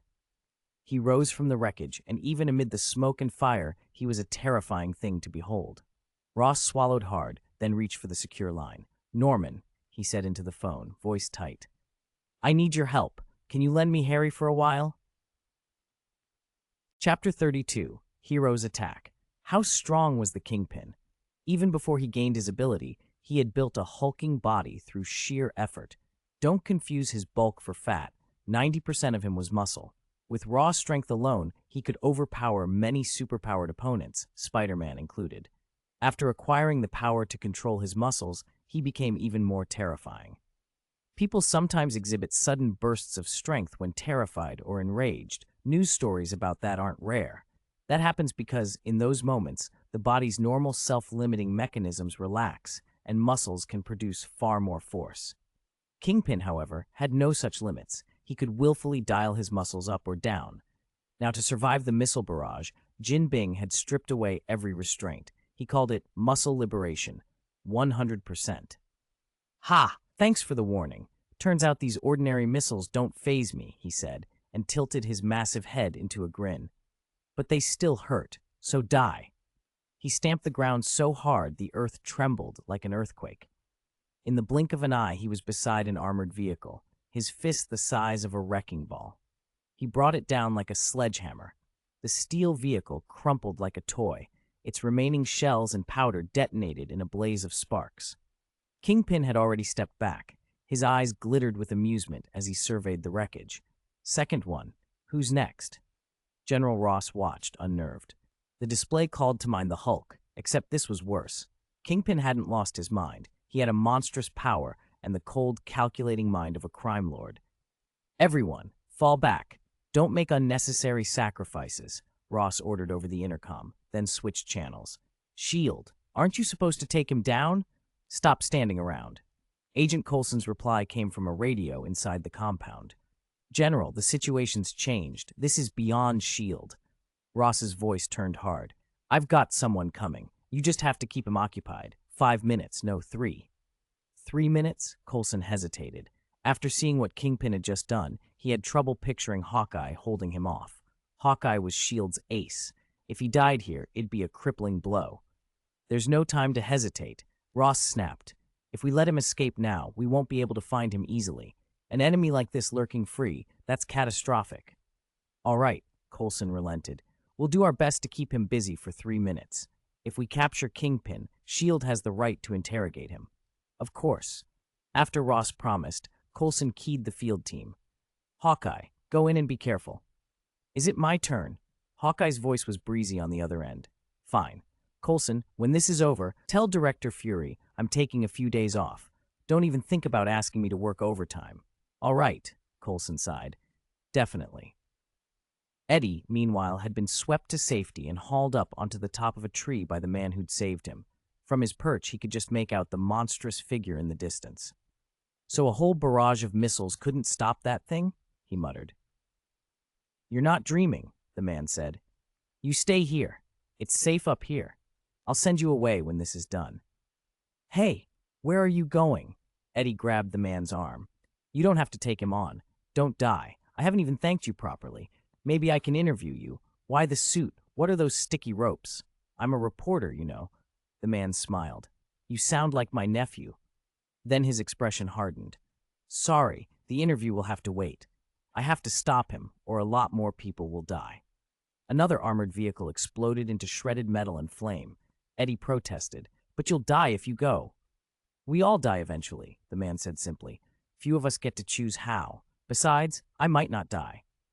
He wrenched his arm loose, shot out a strand of webbing, and swung away. Eddie froze a beat, then called after him. Hey, at least tell me your name. Spider-Man, the man answered as he disappeared. Spider-Man? Eddie scrambled for his camera and took a shot, but it only caught the hero's back, the spider emblem on his suit, and the blur of his motion as he vanished. Under the soldier's horrified eyes, Kingpin strode toward the last armored vehicle. Machine gun fire met him, but he walked on, staring at the faces inside with a kind of fascinated contempt. He hadn't once been bloodthirsty, despite smashing his abusive father's head with a hammer when he was a child. What he liked was control, the power to bend things to his will. Killing could be cathartic, a pressure release, and tonight he felt lighter for it. This is your only value, he muttered, as if lecturing the men in the vehicle. He raised his massive fist to finish his one-man show. Then a sound tore through the air. Kingpin snatched at the thing mid-flight and found an arrow, sleek, humming with tech between his fingers. It clicked in his palm and exploded in a flash, filling the air with smoke and dust. More arrows, 2, 3, 4, followed, slicing into the cloud. Hawkeye, positioned on a rooftop some distance away, prepared his fifth shot. Then his pupils went wide. Something huge was roaring out of the smoke, barreling toward him. Holy, he swore, rolled and dove from the roof. He'd anchored himself to the railing with a specialized line and slid down, releasing at just the wrong moment. Mid-flight, the armored vehicle became entangled in a web that suddenly unfolded beneath it, and for a single second, its momentum was sapped. Spider-Man had used everything he had to pull the web taut. The vehicle came down and crashed to the street, disabled but intact. Kingpin shoved the smoke aside and saw a man in a strange, skin-tight suit standing before him. The criminal Kingpin sneered. Another idiot playing superhero. How quaint. Chapter 33. Rout. Only when you stood directly in front of the Kingpin did you truly feel the suffocating weight of his presence. Uncle Ben had just opened the driver's door and dragged the trapped soldiers out when he turned to face the towering man now blocking the road. His spider sense screamed. Every pore on his skin tightened, his hair lifted, goosebumps rose in ridges.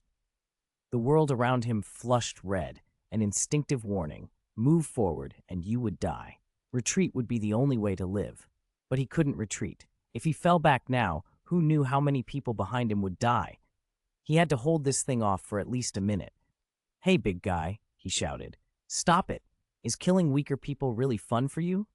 The Kingpin laughed, a cold, humorless sound. "It's not about accomplishment," he said. "It's fun." He added casually, "When I was young, I lit an anthill on fire. Watching them scramble into the flames, that was entertainment." Then, Kingpin's fist came like a wrecking ball. He struck Uncle Ben square in the chest. Ben reacted at the same instant, whipping out webs from his wrist and flinging them at the Kingpin's face. The strands slapped over the man's eyes, but the punch still connected. Uncle Ben felt like a truck had plowed into him. He flew backward, smashed through a big tree, and tumbled across the ground before finally stopping. He coughed up a mouthful of blood that soaked his once red hoodie darker. Dizzy, he couldn't stand for a long moment. "Goddamn costumed clown," Kingpin roared. "I'm going to kill you." In his anger, Kingpin fumbled, his gloved hands scrabbling for the webbing that had obscured his vision. He snarled as he tried to shred it away, and that momentary carelessness was enough. Hawkeye slid down from a nearby building and landed in the fray. Seizing the opportunity, he notched 3 trick arrows from his quiver and loosed them in rapid succession. But even enraged, the Kingpin didn't panic. Hearing the arrows whistle by, he took a massive stride, 3-4 meters, and dodged with a speed that made the arrows look slow. Hawkeye was excellent support, but his strength was limited. By the time 1 or 2 seconds had passed, Kingpin had ripped the webbing from his face and saw, far off, Hawkeye with murder in his eyes. Not good. Hawkeye yelled and rolled aside. He was quick, but not quick enough. Kingpin planted his boots, and the road beneath him shattered into rocks and gravel that flew up like shrapnel. He swung his arms as if wielding a colossal bat, sending a torrent of stones hurtling forward at cannon speed. They crossed 100 meters and slammed into Hawkeye. One chunk struck his head. He went down with a groan. Coulson, furious, dashed out through the cordon and scooped Hawkeye up, dragging him to safety without regard for the danger. "Ha! Another annoying little fly gone," Kingpin sneered, turning back toward the fallen Uncle Ben. He moved to finish him off, but then a sharp pain lanced through his arm. What? He had torn some muscles just hitting the ground? He hadn't expected to feel it so suddenly. If he kept pushing himself like this, he might overextend and get hurt. For the first time, a sliver of caution flickered through his arrogance. It would be foolish to throw away his advantage for a single burst of rage. Kingpin let Uncle Ben go and began to retreat, striding away with a contemptuous look toward the military cordon. He could read the lines like a map. The soldiers had just seen how helpless they were against him. General Ross, standing with the officers, clenched his jaw and ordered a withdrawal. They would pull back and let the Kingpin leave rather than slaughter more men. The disparity in power was too great. Resistance felt meaningless. "Damn it," Ross growled, pounding the table. "If we only had our own super soldiers." He resolved to speed up Norman's work on the serum and arm his troops with superhuman agents. He feared that even if Harry had been on the scene already, he might not be enough alone. They had lost this round. A useless lot, he spat. Kingpin's chest swelled with triumphant, feverish ambition. Who, through history, had ever turned a whole army back on their own? Only he could do this. This was the new era. From now on, the individual would trump any organized military power. He strode forward, savoring the role of unstoppable force. Then 2 red beams stabbed down from the sky. Startled, Kingpin raised his arms to shield himself. The heat rays hit his forearms with a blast of light and pressure he'd never felt before. For the first time in the fight, something pushed back. He looked up and saw a figure descending in a flash of green armor and a dark cloak. 2 scorching rays lanced from the man's eyes as he flew. Kingpin stared. Someone who could fly and shoot heat from their eyes? General Ross watched the scene on the large screen, fists clenched. "Can he beat him?" he asked. Is that the Superman Austin Corporation made from the serum? Coulson called out, remembering Natasha's earlier briefing. Hawkeye had been taken to the hospital, but Coulson stayed to watch. The young man in green landed and, burning with righteous anger, dialed his heat vision to maximum. He hammered Kingpin's arm with continuous beams. Turns out he's just a brat, the newcomer scoffed. Kingpin, seeing the youth in front of him, sneered and moved with surprising speed. He slid aside to avoid the rays, leaped up, and closed the distance. "Go to hell," he snarled and swung a punch. The boy Harry had been confident in his own power and didn't pull back either. He struck back. Their fists met more than 20 meters above the ground, and for a heartbeat the two titans paused, locked together. Then a shockwave burst outward, rattling the leaves on the trees below. Eddie, who had been hiding in the branches to avoid being seen, clung to the trunk, shaken but wide-eyed with awe. The momentary fear melted into exhilaration. "Oh my God," he whispered, staring at the flying boy. "He can fly and shoot his eyes. Like the comics, Superman. Why isn't he wearing his underpants on the outside?" Eddie couldn't help himself. He cheered silently and pulled out his camera. "Come on, Superman without the outside underpants. Finish him off. I'll put you on the front page of the Global Times." Chapter 34. Harry's Debut. Under the watchful eyes of the crowd, Homelander Harry and the hulking monster known as Kingpin collided in midair. Harry felt a force as powerful as his own slam into him, and for a moment he had to accept that he'd been thrown backwards. Kingpin didn't fare any better. He was knocked off balance as well. His feet crashed down hard on the pavement and left two smoking craters behind. Both men hovered, then settled into each other's gaze. They had found a foe worth fighting. Where did a man this strong come from? Is he one of the fire bearers? Kingpin wondered. He guessed correctly. Harry wasn't a naturally born super. He had been injected with a serum and, at most by ordinary standards, would be on a par with Captain America or Spider-Man. But Levi had built him to be a living Homelander, gifted him with heat vision, super strength, and flight. In some respects, Harry was even more dangerous than the original. Kingpin had been in a full muscle release state for most of the night and was pushing his limits. He needed to end this quickly. He narrowed his eyes and readied himself. Across the city, General Ross stood up watching the fight and let out a controlled sigh. A draw? No, Harry can fly. That makes him almost unbeatable. We can wear Kingpin down. What matters now is endurance, someone answered. At S.H.I.E.L.D. headquarters, Director Fury sat up straighter as he watched the live feed. Hawkeye's serious injuries had been a bitter lesson. The era of super agents as disposable cannon fodder was over. If S.H.I.E.L.D. wanted to regain control, it needed powerhouses like Harry or Kingpin. Natasha had to move fast. S.H.I.E.L.D. had to get the superhuman serum, no matter the cost. Harry had no idea that his performance was already making powerful organizations covet the vial in his father's possession. Breathing hard, Harry fixed his sights on the beast below. He'd been protected his whole life, never really fought alone before. This was the first time he'd stepped out from under his father's shadow, the first time he'd had to prove himself to a crowd of witnesses and to himself. He couldn't lose. "Monster! Die!" he shouted. He dove and unleashed another searing heat beam. The air around the ray warped and shimmered. Kingpin, who had felt those blasts before, didn't stand and trade. He turned and ran. Harry pursued without hesitation, and the two streaked out of the evacuated zone. Two armed helicopters survived the melee and followed them, relaying updates to Ross and the other commanders. They left Hell's Kitchen in under 2 minutes and tore into the city's crowded streets. Traffic swelled. Drivers screamed and scattered. Kingpin didn't care. He barreled through the avenue, periodically ripping a car off the curb and hurling it at Harry.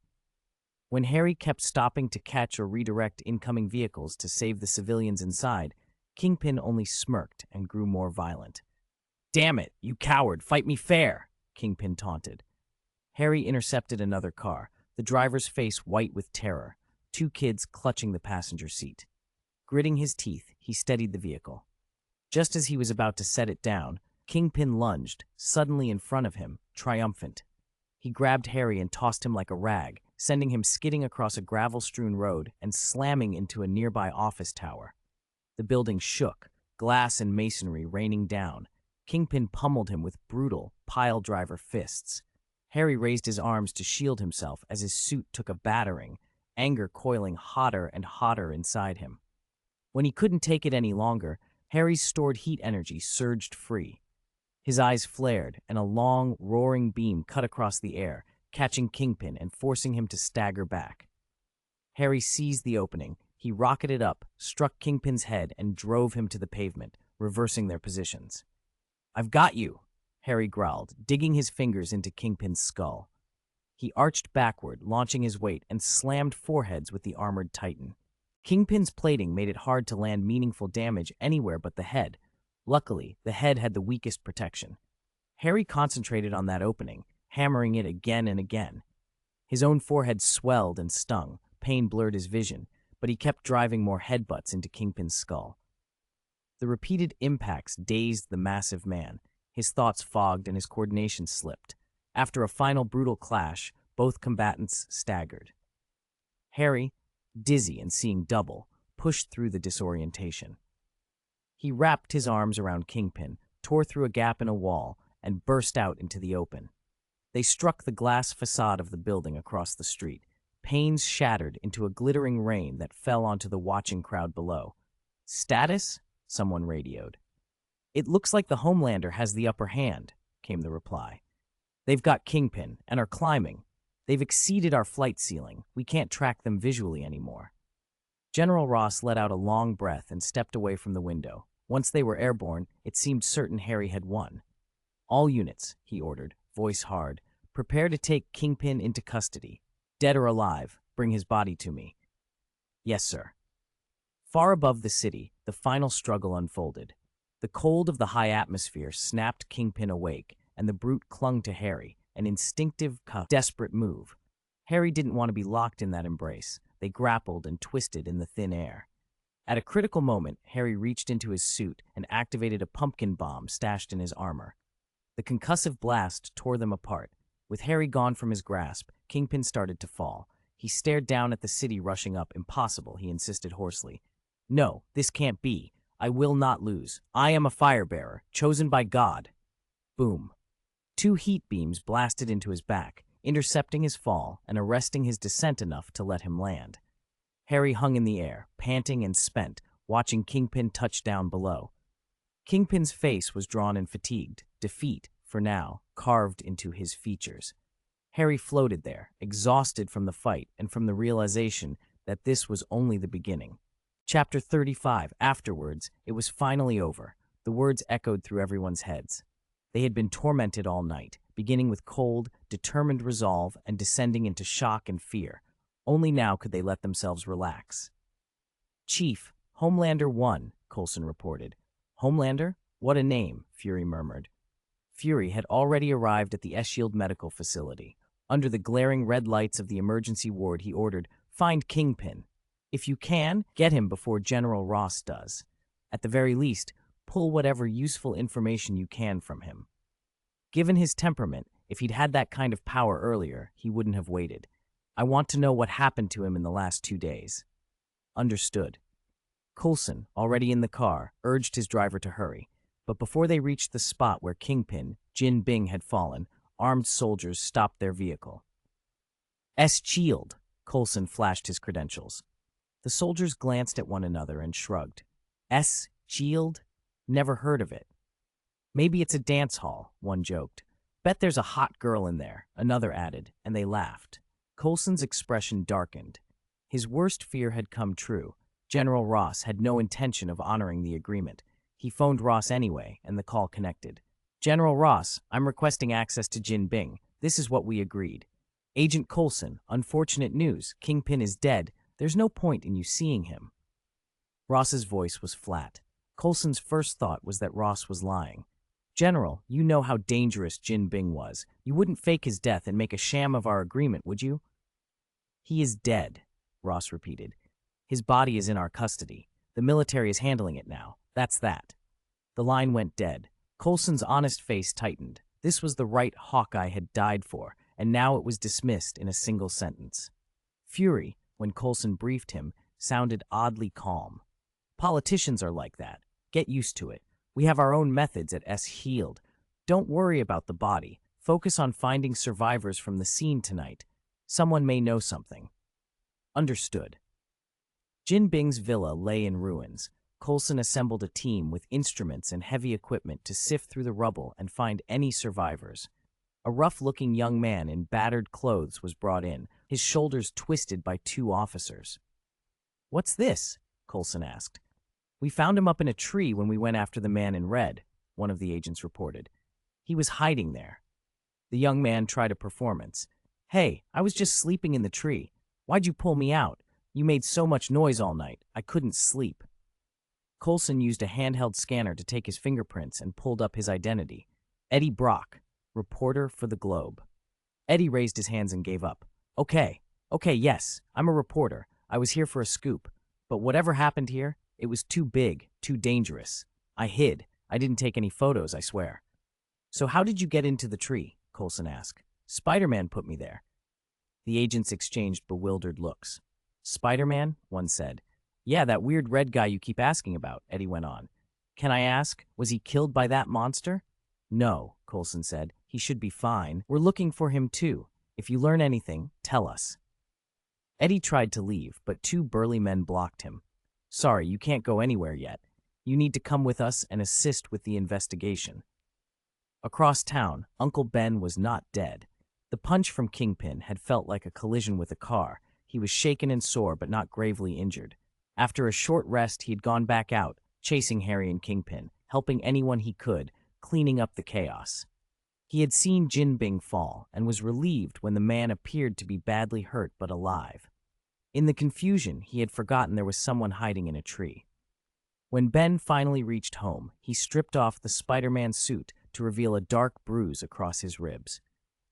He applied some medicine from the household kit, grimaced as he dabbed it on, then sprayed a little cologne to cover the smell. The house was quiet. Ben padded to Peter Parker's room and gently pushed the door open. Peter was asleep. Maybe it was too warm. His blanket was kicked aside and his stomach was exposed as he mumbled in his sleep. Ben smiled softly, pulled the blanket back up, and glanced at the desk where a pile of papers lay. Sketches after sketches of Spider-Man in different poses, each page showing variations of the costume. The kid cared about this more than Ben did. Would it affect his studies? He would have to talk to him about it tomorrow. He closed the door carefully. Downstairs, Aunt May had dozed in an armchair in front of the TV, a late-night drama flickering to a close. Ben turned off the set, bent and kissed her hair, and whispered, "May, I'm home." Elsewhere, Harry strode into Norman's study, a bright grin on his face. "Dad, I'm back. It was easy to handle." "That's my son," Norman said approvingly. "Well done, but the Superman armor is ruined. It has to be rebuilt. Take it out of your allowance." "What?" Harry protested. They both chuckled, and for a moment the small domestic scene felt like a return to normal, an odd, fragile peace after a night of violence and fear. End of chapter. Chapter 36, Eddie in Pain. Name: Eddie Brock. Gender: I mean, those are obvious. Do I really have to answer that again? Just answer the questions. Stop wasting time. Hey man, you know I'm a reporter, right? I've got millions of fans. If you mistreat me, I'll make you famous for all the wrong reasons. What's your name, by the way? Strategic Homeland Defense, Attack and Logistics Support Agency. For the first time, the agent with the curly brows, who was taking Eddie's statement, raised an eyebrow when he heard the full expansion of his own acronym spoken back at him. He jotted something down, trying to stay professional despite his nervous, talkative manner. When Eddie kept up the banter, the agent warned him in a dry voice, "You really think you'll walk out of here that easily?" Eddie's smile faltered for a second, and he quickly recovered. "Relax, I'm kidding. Ask your questions." The agent wished he'd known sooner that Eddie was mostly hot air. He'd wasted time. He added a few more notes and tried again. Gender: male. Age. Eddie stared and then, after a brief silence, replied. A while later, the curly-browed agent left the interrogation room and ran straight into Coulson in the hallway. "How is he? Cooperating?" "Sort of," Coulson said, "but I think he's making things up." The agent handed Coulson the transcript. He says he just happened to be passing through Hell's Kitchen, stumbled onto a gang fight, and hid in the bushes because it was breaking news. He claims he was too scared to take photos. But the memory card we seized from his camera was blank. He said he forgot to take pictures because he was frightened. Coulson flipped through the transcript and frowned. That's not right. Even the most flustered reporter would have at least one photo or an extra memory card. Most pros carry a spare, just in case. So he hid the memory card with the pictures somewhere, the agent said. Probably. Send a team to search his place. The curly-browed agent started to walk away, then turned back. We also found a piece of parchment on him. Blank. No idea why he had it. Parchment? Coulson's curiosity was pricked. He went to the evidence room and picked up the paper. It looked ancient at a glance, but it was unnervingly pristine. No creases, no stains, though the edges were unevenly cut, as if by hand. It didn't look like a reporter's notepad, and it certainly wasn't a camera wrap. Coulson's gut told him something was off. He brought the parchment back to the interrogation room and set it in front of Eddie. Eddie's face went pale. His hand flew to his chest, and he stammered, "I don't know anything about that." Coulson sat down opposite him and leaned in. "This was found on you. You don't know where it came from?"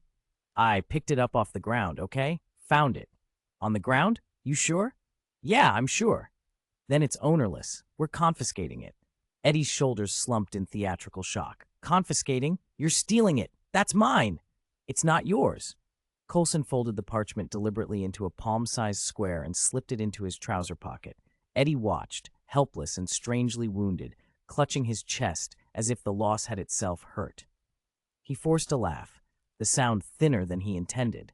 "Ha! It's just a scrap of paper. Take it. Take it all." Coulson's certainty that the parchment was more than it appeared hardened. He pressed, but Eddie wouldn't say anything else, and Coulson couldn't justify torturing or detaining someone who hadn't committed a crime. He refused to plant evidence. Finally, he sighed. "You can stay here for a while. If there are no complications, you'll be free to go tomorrow at noon." "Tomorrow at noon?" Eddie repeated, sighing in relief. It was short-lived. After Coulson left, Eddie kicked off his shoes, flopped onto the sofa in the waiting area, and fell asleep. The night's fear and fatigue caught up with him. Coulson stayed behind with the parchment. He turned it over, peered at it, even tried scratching it lightly. Nothing obvious, so he took it to Director Fury. He knocked twice on Fury's door, entered when invited, and found Fury at the window, watching the city. Fury turned, expression as always carved from granite. "Report?" "Coulson," he said, feeling oddly tense. "Agent Barton isn't dead, but his condition is serious." Fury's face didn't change. "How bad?" "The doctors call it a severe brain injury. Unless something unexpected happens, he may never wake." "Vegetative state." "Yes." Fury's jaw tightened. "We have to prepare for a long-term loss of Hawkeye. But I want you to lead a study, Project Tahiti. We can't afford to lose another agent like that." "Project Tahiti?" "Details later," Fury said. "Once I clear a few things." Coulson nodded, swallowing. He took the parchment from his pocket and put it in front of Fury. "I confiscated this from a reporter we picked up. It's odd. I can't figure out what it does." Fury turned the parchment over, then looked more closely. "It looks ancient, but it's uncreased." "It even healed itself when I scraped it," Coulson said. "I scratched it with a fingernail. 5 minutes later, the scratch was gone." A self-healing parchment.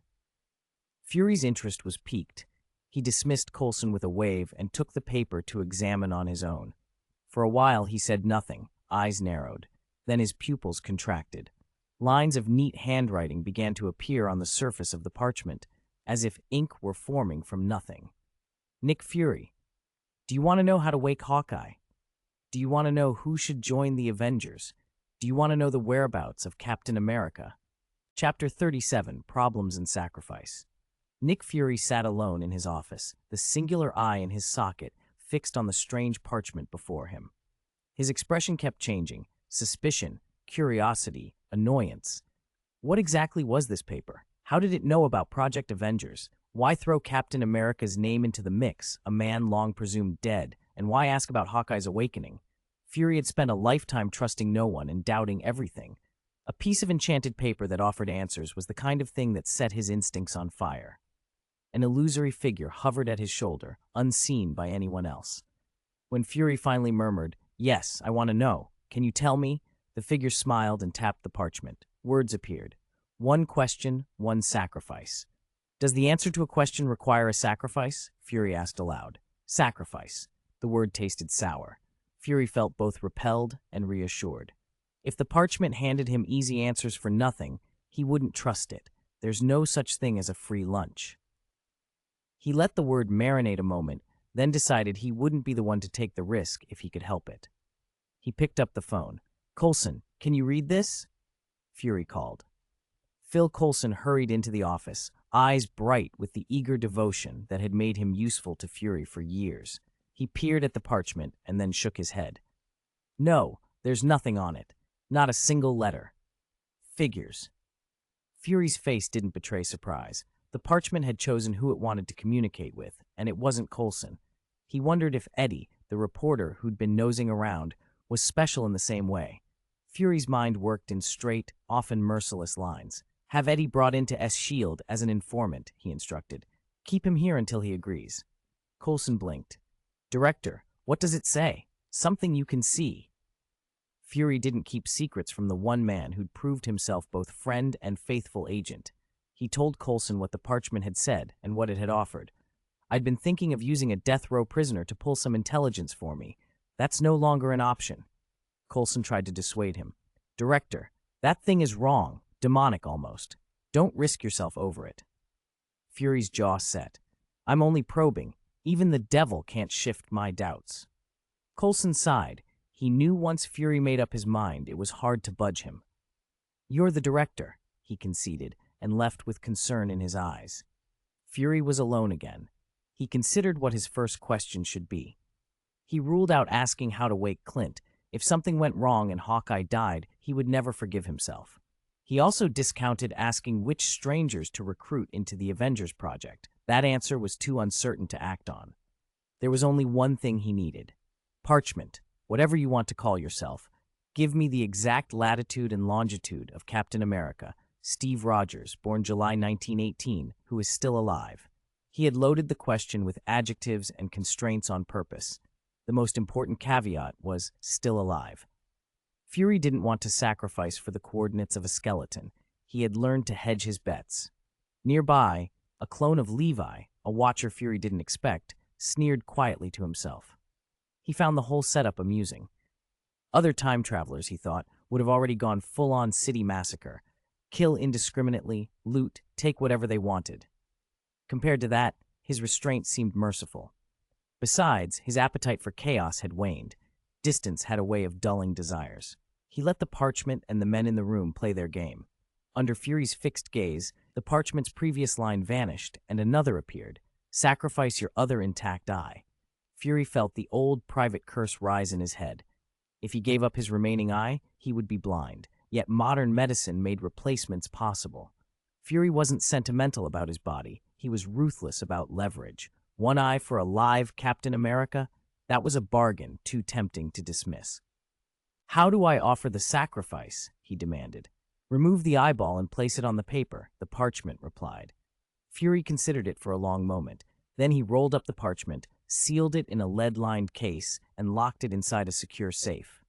He would make the trade, but not tonight. S.H.I.E.L.D. was stretched thin. There was no room for a reckless surgery or an impulsive bargain. He'd prepare properly and then return. He'd also need time to arrange for an ocular replacement. Night turned to day. Events from the previous evening continued to ripple through the organization. Fury was about to take a moment's rest when a rare visitor arrived. Pierce, what are you doing here? Fury asked. Alexander Pierce, the World Security Council's minister, pretended to be offended. Fury, why didn't you tell me about this last night? He folded Fury into a brief hug, political affection cloaked in cold power. I heard about Hawkeye. It's a pity. He was an excellent agent.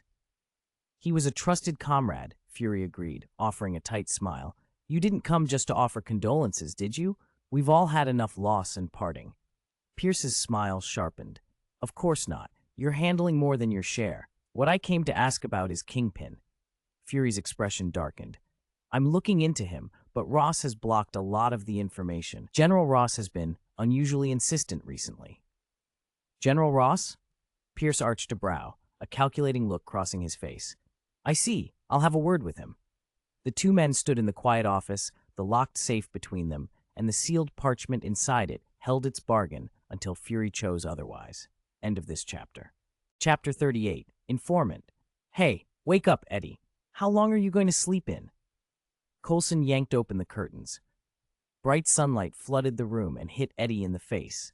He pulled his coat up to shield his eyes, but before he could burrow back under it, someone stepped forward and plucked the coat out of his hands. The light fell full on him.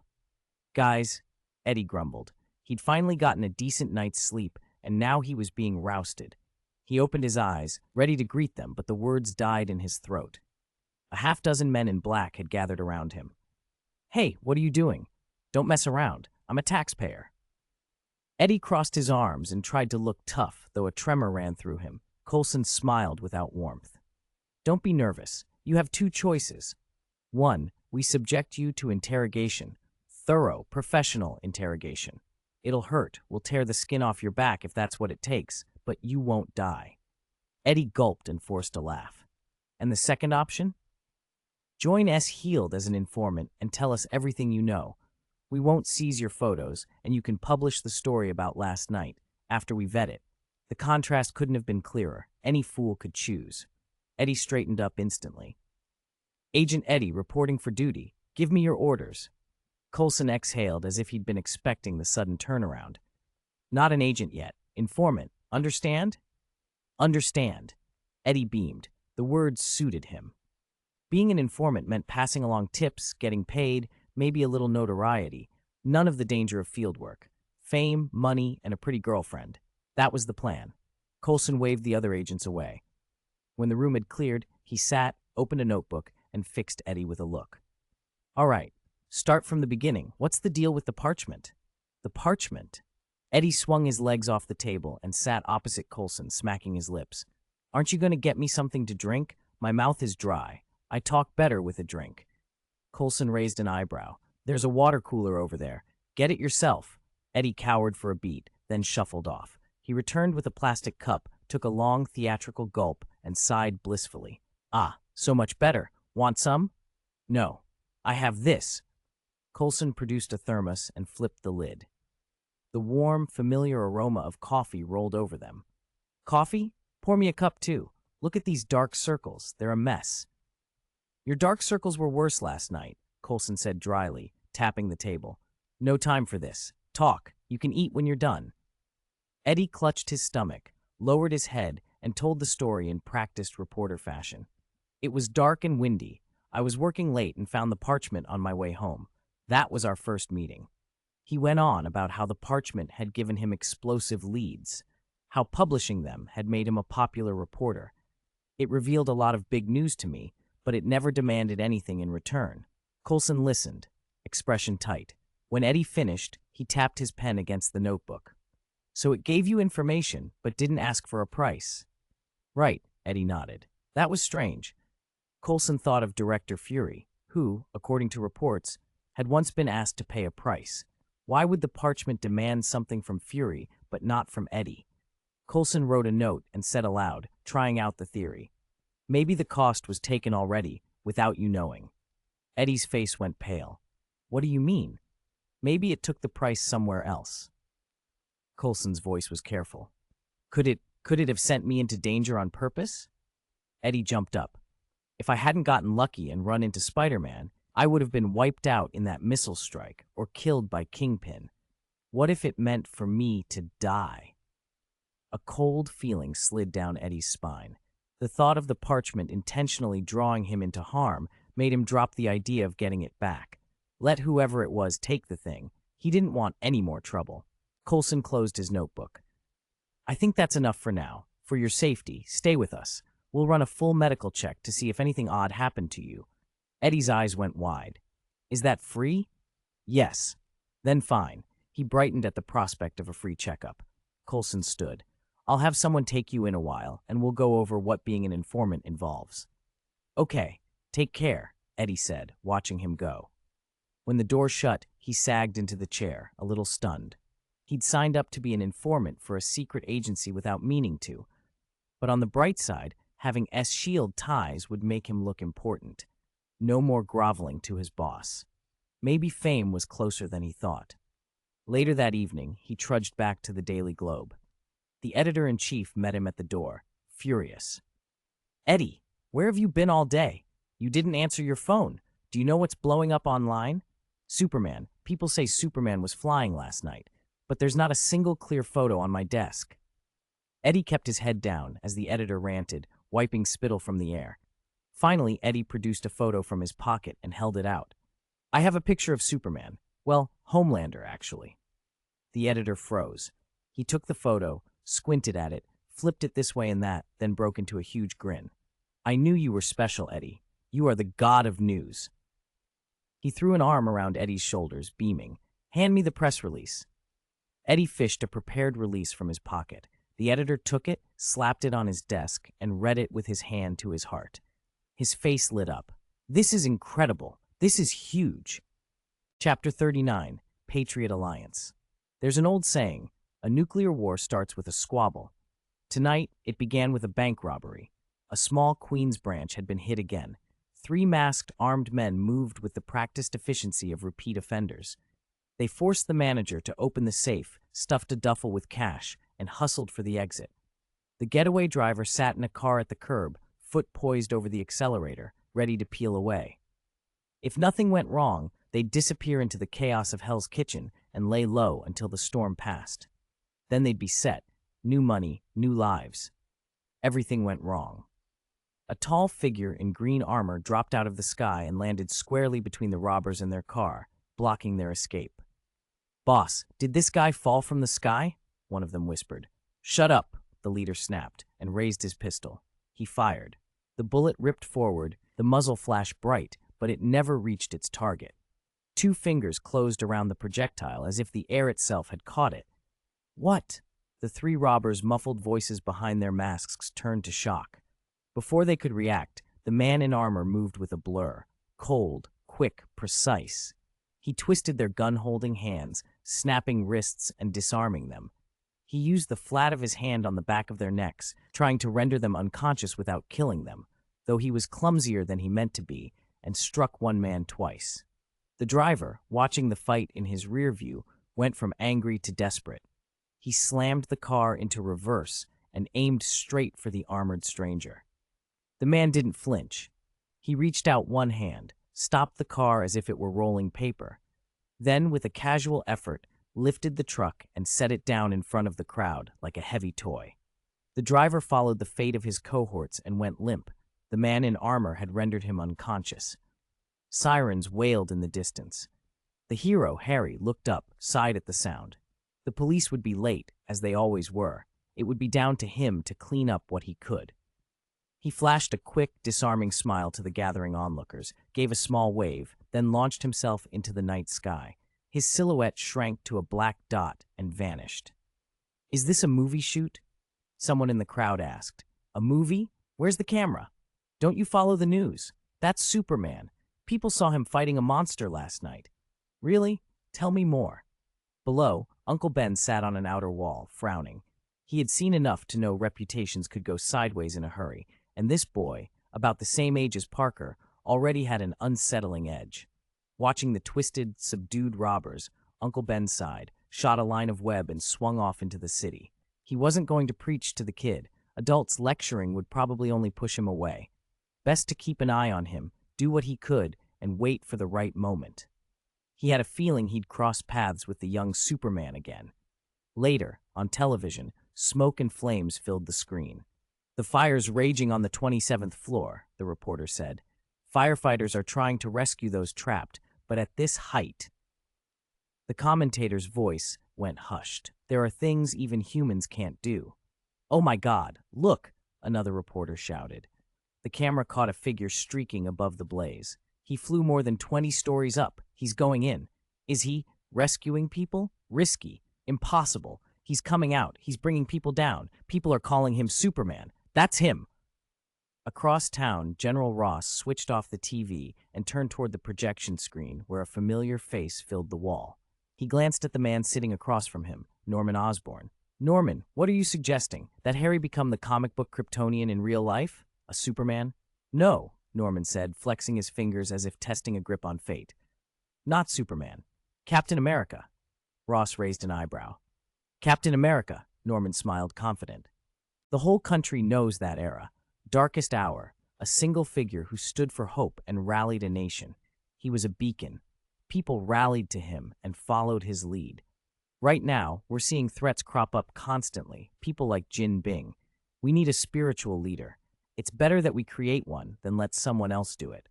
Whoever wins the hearts of the people holds real power. Ross listened, skeptical that Osborn wanted to hand such influence to an underage kid instead of to loyal soldiers. Why Harry? Harry already has the image, Norman said. He's young, clean, and popular. He evokes sympathy and admiration.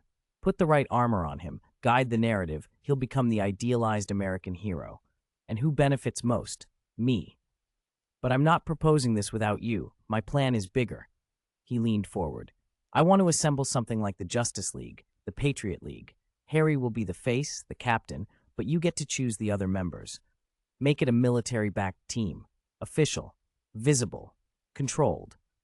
The Patriot League, Ross repeated slowly. The idea matched his own private ambitions, an official superhero corps under military oversight. He wanted control, not exposure, but the appeal of a government-sponsored team that could be steered his way was hard to ignore. He clasped his hands. Make it part of the military. Bring him in under their banner. Norman nodded, unfazed. That's the plan. Good, Ross agreed. They spent the next hours hashing out details until the conference ended. Ross's expression hardened as he left the room and walked toward a more secure wing of the facility. There, behind heavy guards and specially designed cells, an inhuman figure lay imprisoned. General Ross watched the creature, then looked at the scientist in the white coat beside him. Dr. Ella, what's his condition? It's dire, she said.